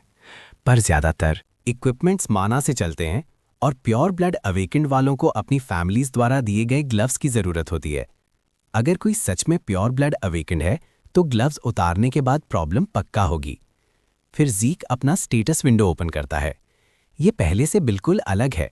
माना को रोक नहीं रहा, बल्कि माना रिफ्लेक्ट कर रहा है। लगता है उसे इसे आराम से एनालाइज करना होगा। माना रिफ्लेक्शन डिस्टॉर्टेड मैग्नेटिक फील्ड्स का यूज करके आसपास के माना को बेअसर बना सकता है। क्या माना रिफ्लेक्शन सच में एक स्किल के रूप में क्लासिफाइड है, क्योंकि ये हमेशा एक्टिवेट नहीं रहता। इसीलिए माना लैम्प पर कोई असर नहीं पड़ा था और सेरेमनी से पहले ये एक रेयर प्रोफेशन था। पर अब ये एक यूनिक इमॉर्टल है, पर वो जल्दी ही कुछ अजीब नोटिस करता है। आम अवेकेंड्स की तरह सारे स्टूडेंट्स ब्लू लाइट छोड़ते हैं। सिर्फ रीना के पास प्योर ब्लड अवेकेंड की रेड लाइट है, जबकि वो पहले रेड लाइट के साथ शुरू हुआ था पर बाद में गोल्ड में बदल गया। सिस्टम ने एक बार बताया था कि आइडेंटिफिकेशन इक्विपमेंट में कुछ इन्फॉर्मेशन की कमी है। क्या इक्विपमेंट का मतलब उस ब्रॉन्ज स्टैचू से था, और जब सिस्टम ने इन्फॉर्मेशन इनपुट की तो पहले कोई रिस्पॉन्स न देने वाले ब्रॉन्ज स्टैचू से रेड लाइट निकली। इस वक्त उसे अचानक एहसास होता है कि ब्रॉन्ज स्टैचू ये नहीं तय करता कि कोई अवेकेंड है या नहीं, बल्कि ये कंफर्म करता है कि यूजर के पास क्वालिफिकेशंस हैं या नहीं। रेयर प्रोफेशंस रेड होते हैं, यूनिक प्रोफेशंस गोल्ड होते हैं। बस इस लाइफ में प्रोफेशंस का कॉन्सेप्ट खत्म हो गया, इसीलिए ये अवेकनिंग कंफर्म करने का एक टूल बन गया। यहाँ तक कि उनके द्वारा रेयर प्रोफेशंस को प्योर ब्लड अवेकनिंग कहा जाने लगा। क्या किसी फैमिली हेड ने कभी इस प्रॉब्लम को ढूंढ नहीं पाया और उसे अचानक याद आता है कि उसके पास अचीवमेंट पॉइंट्स हैं जो शायद उसी वक्त मिले थे, इसलिए वो बिना सोचे उनका यूज करने का फैसला करता है। अगले ही सेकंड बहुत सारे विंडो प्रॉम्प्ट सामने आते हैं। ड्रैगन स्किल्स अनलॉक हो गई हैं। ड्रैगन आई, ड्रैगन मैजेस्टी और ग्लटनी स्किल्स एक्टिवेट करने के लिए और अचीवमेंट पॉइंट्स चाहिए। पर ग्लटनी का क्या मतलब है? बहुत खाना और जल्दी पचा लेना। हालांकि उसे नहीं पता कि ये क्या है, पर यह काफ़ी अच्छा लग रहा है। फिर ज़ीक ड्रैगन आई और ड्रैगन मैजेस्टी स्किल्स को अनलॉक करता है। अगले ही सेकंड वो अचानक ड्रैगन आई स्किल एक्टिवेट करता है, पर कुछ खास बदलाव नजर नहीं आता। पर उसे जल्दी ही कुछ अजीब लगता है, क्योंकि कोर्टयार्ड में रखा ब्रॉन्ज स्टैचू ऐसा लग रहा था जैसे बिल्कुल उसके सामने हो। मैंने नहीं सोचा था कि ये इतना काम आएगा। तभी एक विंडो प्रॉम्प्ट आता है, क्या आपको ढूंढी गई आइटम्स की इंफॉर्मेशन मार्क करने की ज़रूरत है? अगले ही सेकंड आसपास की सारी आइटम्स की डिटेल्स उसकी आंखों के सामने आ जाती हैं। तभी ज़ीक की सारी ताकत अचानक से ख़त्म हो जाती है। ऐसा लगता है कि ये लंबी चलने वाली स्किल काफ़ी है पावरफुल, पर जल्दी ही वो हीलिंग मैजिक के जरिए अपनी ताकत वापस पा लेता है। तभी वो देखता है कि उसका हीलिंग फैक्टर बेहतर हो गया है। बॉडी के जख्म अब अपने आप ठीक हो जाएंगे। ये सच में कमाल का है। इसे प्रैक्टिकली अमरता माना जा सकता है। फिर वो एक छोटा सा चाकू लेता है और अपने हाथ पर कट लगाता है। देखते ही देखते उसके हाथ का जख्म तुरंत ठीक हो जाता है। क्या मुझे ग्रेजुएट होने के लिए सच में पूरे 5 साल अकेडमी में रुकना पड़ेगा? मुझे लगता है 2 साल काफ़ी हैं। ड्रैगन आई स्किल को मास्टर करने के बाद ज़ीक ड्रेकर अकेडमी में आता है, जो कॉन्टिनेंट की टॉप नाइट अकेडमी है। नए सेमेस्टर के दौरान हर स्प्रिंग में पूरी कैपिटल एनर्जी से भर जाती है। मैंने उम्मीद नहीं की थी कि यहाँ के सीनियर स्टूडेंट्स बिल्कुल अडल्ट्स की तरह होंगे। उनकी बॉडीज़ पूरी तरह से ट्रेंड है, पर हम क्रेडल ग्रेजुएट्स के मुकाबले वो अभी भी बहुत पीछे हैं। तभी ज़ीक पास में खड़े नोबल्स को देखता है। ऐसा लगता है उन्होंने पहले से ही अपने ग्रुप्स बना लिए हैं। ड्रेकर फैमिली को सपोर्ट करने वाली कई ब्रांच फैमिलीज़ में से यहाँ 3 सबसे मेन फैमिलीज़ हैं जिनके पास सबसे ज़्यादा इन्फ्लुएंस है। ताकत वाली थुन फैमिली, दिमाग वाली गिमिन्स फैमिली और पैसे वाली वॉल्टर फैमिली। क्या इन तीनों फैमिलीज के बच्चों ने अपने अपने अलग ग्रुप्स बना लिए हैं? पर मुझे इन सब से कोई फर्क नहीं पड़ता। सीन चेंज होता है। ज़ीक प्योर ब्लड अवेकेंड वालों के high and hostel platinum apartment में आता है। ये एक लग्जूरियस हॉस्टल है जिसमें ट्रेनिंग ग्राउंड्स, लाइब्रेरीज और कई सुविधाएं हैं। सिर्फ टॉप स्टूडेंट्स ही यहाँ रह सकते हैं और प्योर ब्लड अवेकेंड वालों को फ्लोर मैनेजमेंट का अधिकार दिया जाता है। कुछ देर बाद नौकरों का एक ग्रुप ज़ीक का स्वागत करता है। वो काफ़ी हैरान है। प्योर ब्लड्स के लिए भी ये बहुत ज़्यादा लग्जरी है। तभी डेकर ज़ीक के पास आता है और कहता है कि उसे उसको कुछ देना है। ये एक नए ग्लव्स का जोड़ा निकलता है। अब जब मुझे नए ग्लव्स मिल गए हैं तो मैं इस मौके का फ़ायदा उठाकर एक नई सॉर्ड बनवाऊंगा। इस आइडिया पर डेकर राज़ी हो जाता है। ट्रॉय प्रिंसिपैलिटी बड़े पहाड़ों के पास है, जो अच्छे आयरन ओर और बेहतरीन क्राफ्ट्समैन के लिए जाना जाता है। ऐसा कहा जाता है कि अकेडमी से ग्रेजुएट होने वाले नाइट्स के पहले वेपन्स ट्रॉय में ही बनते हैं। इस वक्त डेकर धीरे से कहता है, क्या तुम्हें चाहिए कि मैं तुम्हारे लिए कोई अच्छा क्राफ्ट्समैन ढूंढूं? ज़ीक कहता है, ज़रूरत नहीं है, क्योंकि मुझे पहले ही एक सही इंसान मिल गया है। ये कहकर वो एक कार्ड डेकर को देता है जिस पर एक नाम लिखा होता है। डेकर कहता है, गैलन हेलपोर्ट, मैंने ये नाम पहली बार सुना है, मैं उसे तुरंत कांटेक्ट करूंगा। वैसे ये रहीं वो मटेरियल्स जो कल की क्लास के लिए ज़रूरी हैं, प्लीज़ इनको एक बार देख लेना। फिर डेकर चला जाता है और ज़ीक सोच में पड़ जाता है। जब तक मैं प्लैटिनम अपार्टमेंट में हूँ, मैं आराम से लॉन्ग स्किल्स की प्रैक्टिस कर सकता हूँ। तभी पास खड़ा एक नौकर कहता है, मिस रीना ने आपको साथ खाना खाने के लिए बुलाया है। ये रीना है, चलो चलकर देखता हूँ। सीन चेंज होता है, ज़ीक रीना के फ्लोर पर आता है। रीना कहती है, वेलकम ज़ीक। रीना चुटकी बजाती है और अगले ही सेकंड उसके नौकर वहाँ से चले जाते हैं। वो कहती है, मुझे माफ़ करना, हमारी फैमिली के लोग थोड़े अजीब हैं। खाना खत्म होने के बाद हम मेन मुद्दे पर आते हैं। सीन चेंज होता है। अब ज़ीक गहरी सोच में है। सच में ये शाइनिंग नाइट कहलाने के लायक है। वो ऑरा को कंट्रोल करने के लिए अपने दांटियन का यूज़ कर रही है और पहले ही पर्पल नाइट के लेवल तक पहुंच चुकी है। पर उसकी स्वॉर्ड्समैनशिप इतनी रिजिड क्यों है? ये उसके टैलेंट की बर्बादी है। कुछ देर बाद खाना खत्म करके रीना मेन पॉइंट पर आती है। वो कहती है, ज़ीक, थुन फैमिली की मदद कबूल कर लो। ये सुनकर ज़ीक बहुत कंफ्यूज होता है। क्या तुम भूल गई कि मैं भी तुम्हारी तरह एक प्योर ब्लड अवेकेंड हूं? लगता है तुम्हें प्योर ब्लड अवेकेंड वालों के बारे में कुछ गलत फहमियां हैं। रीना कहती है, हमें इस प्लैटिनम अपार्टमेंट जैसे बहुत से फ़ायदे ज़रूर मिलते हैं, पर हमें कोई ट्रेनिंग रिसोर्सेज नहीं मिलेंगे। अकेडमी के पास सदियों का अकेडमिक और प्रैक्टिकल एक्सपीरियंस है, एक पर्सनल कोच जो तुम्हारी एबिलिटीज़ को ठीक से इम्प्रूव कर सके। अगर तुम्हारे पास ये सब नहीं है तो तुम्हारे टैलेंट के बावजूद तुम आखिर में पीछे छूट जाओगे। इसीलिए तुम्हें एक ऐसी फैमिली चाहिए जो तुम्हारी मदद कर सके। यहाँ तक कि एबिल, जो अभी रेड नाइट है, उसे भी जेम फैमिली से मदद मिली थी। हालांकि थून फैमिली के हेड ने मुझे इसका रीज़न नहीं बताया, पर लगता है तुम्हें कोई एक्स्ट्रा मदद नहीं मिली है ना? मैं फिर से कहती हूँ, थून फैमिली की मदद मान लो। पर ज़ीक तुरंत मना कर देता है। रीना एकदम हैरान हो जाती है। वो कहती है, क्यों? थून फैमिली की मदद तुम्हारे लिए अच्छी होगी। ज़ीक धीरे से बोलता है, ये इन सब चीज़ों की वजह से नहीं है, बल्कि इसलिए क्योंकि मुझे एक प्योर ब्लड अवेकेंड होने के अलावा और कोई एहसान नहीं चाहिए। क्योंकि तुमने मुझे प्यार से खाने पर बुलाया था, मैं तुम्हें एक एडवाइस दूंगा। तुम्हारी स्वॉर्ड्समैनशिप में फिजूल की ताकत बहुत ज़्यादा है। मुझे लगता है तुम अपने पीछे वालों की बहुत ज़्यादा परवाह करती हो। ध्यान से सुनो, तुम्हारी ताकत वो फ्लेक्सिबिलिटी है जो तुम्हारी फिट बॉडी से आती है। सीधे अटैक्स को मत रोको और अपने दुश्मनों को ताकत से मत हराओ। इसकी जगह दुश्मन के अटैक से बचने के लिए अपनी फ्लेक्सिबल बॉडी का यूज़ करो। फिर मौका देखकर दुश्मन पर एक परफेक्ट स्ट्राइक करो। अगर तुम ये सब कर सकी तो तुम पक्का अभी से कहीं ज़्यादा ताकतवर बन जाओगी। ये सुनकर रीना थोड़ा नाराज़ होते हुए कहती है, ताकत थन फैमिली की पहचान है, मैं बस फैमिली की परंपरा निभा रही हूँ। पर रीना सोचती है कि वो गलत नहीं है। वो हमेशा फैमिली की सोच में फंसी रही है और ये सब अनजाने में उसकी सोच पर दिखता है। क्या उसने मुझे समझ लिया?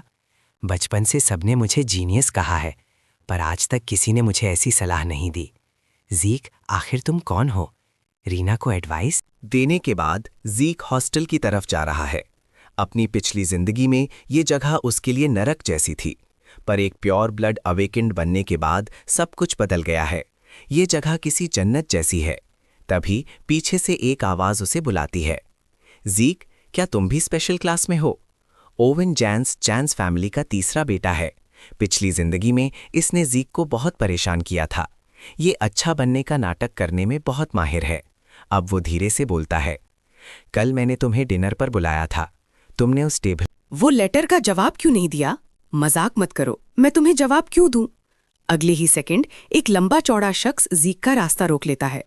वो शख्स कहता है, जीक, तुम्हारी हिम्मत कैसे हुई यंग मास्टर की दोस्ती को ठुकराने की? जीक ये जानने के लिए बहुत क्यूरियस है कि ये शख्स कौन है। वो शख्स कहता है, मैं यंग मास्टर को खुश करने की तुम्हारी चाहत समझ सकता हूँ, पर तुम्हें यह भी पता होना चाहिए कि तुम किसे चैलेंज कर रहे हो। उसी वक्त जीक अटैक रोकने के लिए अपना हाथ हिलाता है, फिर दोनों एक दूसरे से दूर हट जाते हैं। मैंने उम्मीद नहीं कि यहाँ के सारे सीनियर स्टूडेंट्स अब ऑरा यूज करते होंगे। वो धीरे से बोलता है, मेरा नाम डॉन रॉसवेल है, यहाँ लोग मुझे माइटी डॉन बुलाते हैं। मैं यंग मास्टर ओवेन की तरफ से तुम्हें सबक सिखाऊंगा। माइटी डॉन, एक लड़का जो नाइट तक नहीं है वो ऐसा निकनेम रखने की हिम्मत करता है। अगले ही सेकंड जीक आराम से उसके सामने आता है और फिर ऑरा से भरा एक पंच मारता है, जिससे वो तुरंत कई मीटर दूर जा गिरता है। जीक कहता है, तो माइटी डॉन के बाद अगला कौन है? जल्दी फैसला करो यंग मास्टर ओवेन। इस वक्त ओवेन धीरे से जीक के पास आता है और कहता है, ज्यादा घमंड मत करो जीक। फिर वो पलटकर चले जाते हैं। ड्रैकर एकेडमी 2 तरह की क्लासेस में बटी हुई है। एक है ऑर्डिनरी क्लास, जिसमें सुबह से रात तक स्केड्यूल कोर्सेज और लर्निंग ऑब्जेक्टिव्स होते हैं। दूसरी है स्पेशल क्लास, जहां स्टूडेंट्स बेसिक सब्जेक्ट्स को छोड़कर अपने कोर्सेज खुद चुन सकते हैं। ये क्लास एकेडमी के टॉप स्टूडेंट से बनी होती है। अब जीक इस पर पूरी तरह से ध्यान नहीं दे रहा है। मैंने उम्मीद नहीं की थी कि यहाँ सभी क्रेडल के ग्रेजुएट्स होंगे।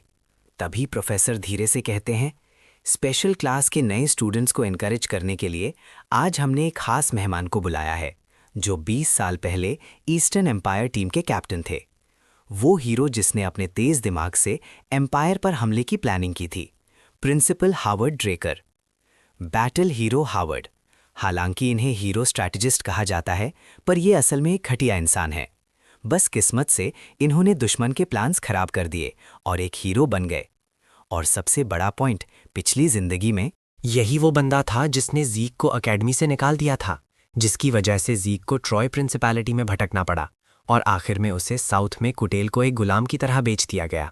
और जीक कसम खाता है कि वो इस सब की कीमत उससे ज़रूर वसूलेगा। इस वक्त प्रोफेसर धीरे से कहते हैं, क्लास शुरू करने से पहले प्लीज़ अपनी सोर्ड्स ले आइए और ट्रेनिंग फील्ड में मिलिए। कुछ ही देर बाद सब लोग इंडोर ट्रेनिंग फील्ड में पहुंच जाते हैं। ड्रैगन स्लेइंग बेसिक्स सच में स्पेशल क्लास के लिए एक ज़रूरी कोर्स है। पिछली जिंदगी में क्योंकि वो ऑरा यूज नहीं कर सकता था, जीक ने वो सीखने में 2 साल लगा दिए, जो 3 महीने में पूरा हो सकता था। इस वक्त प्रोफेसर धीरे से बोलते हैं, मैं आंड्रे हूँ, स्पेशल क्लास के ड्रैगन स्लेइंग बेसिक्स कोर्स का इंचार्ज। ये सुनकर सब लोग आपस में बातें करने लगते हैं। ऐसा लगता है इसने ड्रैकर की फॉर्मल यूनिफॉर्म पहनी हुई है। क्या ये रेड आइड नाइट आंड्रे हो सकता है? वो प्योर ब्लड अवेकेंड नहीं है, पर उसने फर्स्ट रैंक के साथ एकेडमी से जल्दी ग्रेजुएशन पूरी कर ली थी। वो एक जीनियस है जिसे ड्राकर का टाइटल मिला था। पर जीक काफ़ी हैरान लगता है कि स्पेशल क्लास के टीचर्स इतने हाई लेवल के हैं। ये अपने सख्त बर्ताव के लिए जाना जाता है। अगले ही सेकंड वो सबको शांत होने का इशारा करता है। इस वक्त उसकी नज़र उस भारी स्वॉर्ड पर पड़ती है जो जीक ने अपनी पीठ पर रखी हुई थी। वो पूछता है, ये स्वॉर्ड ऐसी क्यों है? ये सुनकर जीक तुरंत अपनी भारी स्वॉर्ड निकालता है और उसे कुछ बार घुमाता है। फिर कहता है, जैसे कि आप देख सकते हैं, मैं यही स्वॉर्ड यूज़ कर सकता हूँ। एंड्रे बहुत कंफ्यूज होता है और कहता है, क्या तुम्हें नहीं पता कि स्टूडेंट्स को अपनी फिजिकल कंडीशन के हिसाब से स्वॉर्ड्स चुननी चाहिए? इस वक्त जीक काफ़ी मजबूर लग रहा है। वो पहले से जानता था कि ये स्वॉर्ड थोड़ा बवाल करेगी। वो कहता है, अगर मैं इस स्वॉर्ड से टीचर को हरा दूं तो क्या मैं एक्सप्लेनेशन छोड़ सकता हूं? ये सुनकर ऑन्ड्रे तुरंत एक ताकतवर ऑरा रिलीज करता है, पर जीक की हार्ड मेंटल डिफेंस स्किल उसको रोक देती है। ऑन्ड्रे अपनी स्वॉर्ड निकालता है और कहता है, अगर तुम्हारी स्वॉर्ड मेरी स्वॉर्ड को छू लेती है तो मैं इस बार तुम्हारी बदतमीजी को माफ़ कर दूंगा और तुम्हें इस ड्रैगन स्लेइंग बेसिक्स कोर्स से छूट दे दूंगा। अगले ही सेकंड एक ताकतवर ऑरा तेजी से जीक की तरफ आती है। आंद्रे धीरे से बोलता है, फिक्र मत करो, मैं स्टूडेंट्स पर ऑरा यूज नहीं करूंगा। ये सुनकर जीक थोड़ा मुस्कुराता है। वो आंद्रे की कमजोरी जानता है, इसलिए वो आराम से जीत सकता है। पर अब एबल उस पर नजर रखे हुए है। अगर वो सबका ध्यान खींचेगा तो बड़ी मुसीबत हो सकती है। जब मैं उसके कपड़े छू लूंगा तो मैं हार मान लूंगा। अगले ही सेकंड जीक तेजी से एक सोड ड्राइव स्ट्राइक करता है, पर आंद्रे उसे तुरंत रोक लेता है। ये देखकर जीक बहुत हैरान रह जाता है। सच में एक ब्लू नाइट कहलाए जाने के लायक है। इसे हराना आसान काम नहीं होगा। फिर जीक उस पर एक जोरदार और लगातार अटैक करता है। इस बीच देखने वाले सभी लोग पूरी तरह हैरान हैं। ड्रैकर का फॉर्मल नाइट वाकई बहुत अलग है। वो पूरे 30 मिनट से लड़ रहे हैं। जीक ने इंस्ट्रक्टर एंड्रे के कपड़े तक नहीं छुए हैं, पर उन्हें ये नहीं पता कि एंड्रे का राइट हैंड पहले से ही कांपना शुरू हो गया है और वो जीक की खतरनाक स्टैमिना से काफी हैरान है। बिना जीक को हराना बहुत मुश्किल होगा। वो सोचता है सच में प्योर ब्लड अवेकेंड की टीम काफी नुकसान में है। उसी वक्त जीक आंड्रे को देखता है और सोच में पड़ जाता है। उसका स्टैमिना अभी भी इतना खराब है और बिना ऑरा यूज किए उसकी ताकत और भी ज्यादा कम हो रही है। ड्रेकर की ऑरा में महारत मशहूर होने के साथ अजीब भी है। ये सिर्फ ट्रेनिंग में यूज नहीं होती बल्कि डेली लाइफ में भी होती है। ऑरा सांस लेने की तरह लोगों की जिंदगी का हिस्सा बन गई है और अब आंड्रे अपनी सांस रोकने जैसा फील कर रहा है, साथ ही नॉर्मल सोल्जमैनशिप से। आंड्रे की एनर्जी और भी तेजी से खत्म होगी। अगर ऐसा ही चलता रहा तो मैं उसे हारने का नाटक तक नहीं कर पाऊंगा। तभी जीक को अचानक एक आइडिया आता है। मुझे बस उसे ऑरा यूज करने पर मजबूर करना है। आखिरकार अब उसे जीतने देने का कोई मतलब नहीं है। अगले ही सेकंड जीक अचानक क्विक स्टेप स्किल का यूज करता है। अब जीक लगातार आंड्रे के आसपास दिखाई देने लगता है। जैसे ही आंड्रे हैरान दिखता है, जीक हवा में उछल चुका होता है और फिर 1 हिट किल स्किल यूज करता है। इस नाजुक वक्त पर आंड्रे अचानक पीछे हटता है, फिर अपनी सॉर्ड पर ऑरा फोकस करता है, जिसके बाद वो जीक की तरफ एक भारी स्ट्राइक करता है, जिससे जीक तुरंत कई मीटर दूर हवा में उड़ता हुआ जा गिरता है। ये देखकर रीना के चेहरे पर टेंशन साफ दिखाई देती है। डैम, मैंने नहीं सोचा था कि इसमें इतना दर्द होगा, पर अब गिरने का वक्त आ गया है। अगले ही सेकंड जीक अचानक जमीन पर गिर जाता है। ये देखकर आंड्रे चुपचाप अपनी सॉर्ड अंदर रखता है और कहता है, तुम्हें अब मेरी क्लास अटेंड करने की जरूरत नहीं है। फिर आंड्रे भीड़ से पूछता है, क्या कोई और भी है जो मेरी क्लास अटेंड नहीं करना चाहता? ये सुनकर सभी लोगों के चेहरों पर खौफ छा जाता है। एंड्रे फिर कहता है, तो फिर मैं बाकी सबको क्लास का हिस्सा मानूंगा। सीन चेंज होता है। जीक हॉस्पिटल के बेड पर लेटा हुआ है। हालांकि उसने एंड्रे के कपड़े नहीं छुए थे, लेकिन आखिर में एंड्रे को ऑरा यूज करना ही पड़ा। इसका मतलब उसने जीक की ताकत को मान लिया है। रिजल्ट्स की बात करें तो एंड्रे ने क्लास में डिसिप्लिन ला दिया है और जीक को फ्री टाइम मिल गया है। इस वक्त उसे एंड्रे का आखिरी स्ट्राइक याद आता है। ये ड्रैगन स्लेइंग रूल्स के चैप्टर 1 सेक्शन 1 का क्लीव अटैक है। पर जीक ने भी उम्मीद नहीं की थी कि ब्लू नाइट का ये मूव इतना ताकतवर होगा। वो ब्लू नाइट के सामने इसलिए टिक पाया क्योंकि उसकी बॉडी में हीलिंग एबिलिटीज हैं, पर आज़ादी भरी जिंदगी जीने के लिए ये काफ़ी नहीं है। दूसरों के दबाव में ना रहने के लिए इंसान को एक बेहिसाब ताकत की ज़रूरत होती है, ऐसी ताकत जिसे किसी के सामने झुकना ना पड़े। तभी जीक के सामने एक शख्स आता है। वो कहता है, तो तुम आर्थर के सबसे छोटे बेटे हो। जीक बहुत हैरान है, ये शख्स कौन है? इस वक्त लाल बालों वाला आदमी जीक से अपना डाउट पूछता है। बच्चे, तुमने अभी वो कैसे किया? तुम्हें साफ तौर पर काफी अंदरूनी चोटें आई थी, पर तुम पल भर में ठीक कैसे हो गए? क्या उसने हीलिंग एबिलिटी को पहचान लिया है? और जीक जल्दी से शांत हो जाता है। अकेडमी में किसी को हीलिंग एबिलिटीज के बारे में नहीं पता, इसलिए वो अनजान बनने का नाटक जारी रखता है। अगले ही सेकंड वो आदमी तेजी से जीक की तरफ अटैक करता है।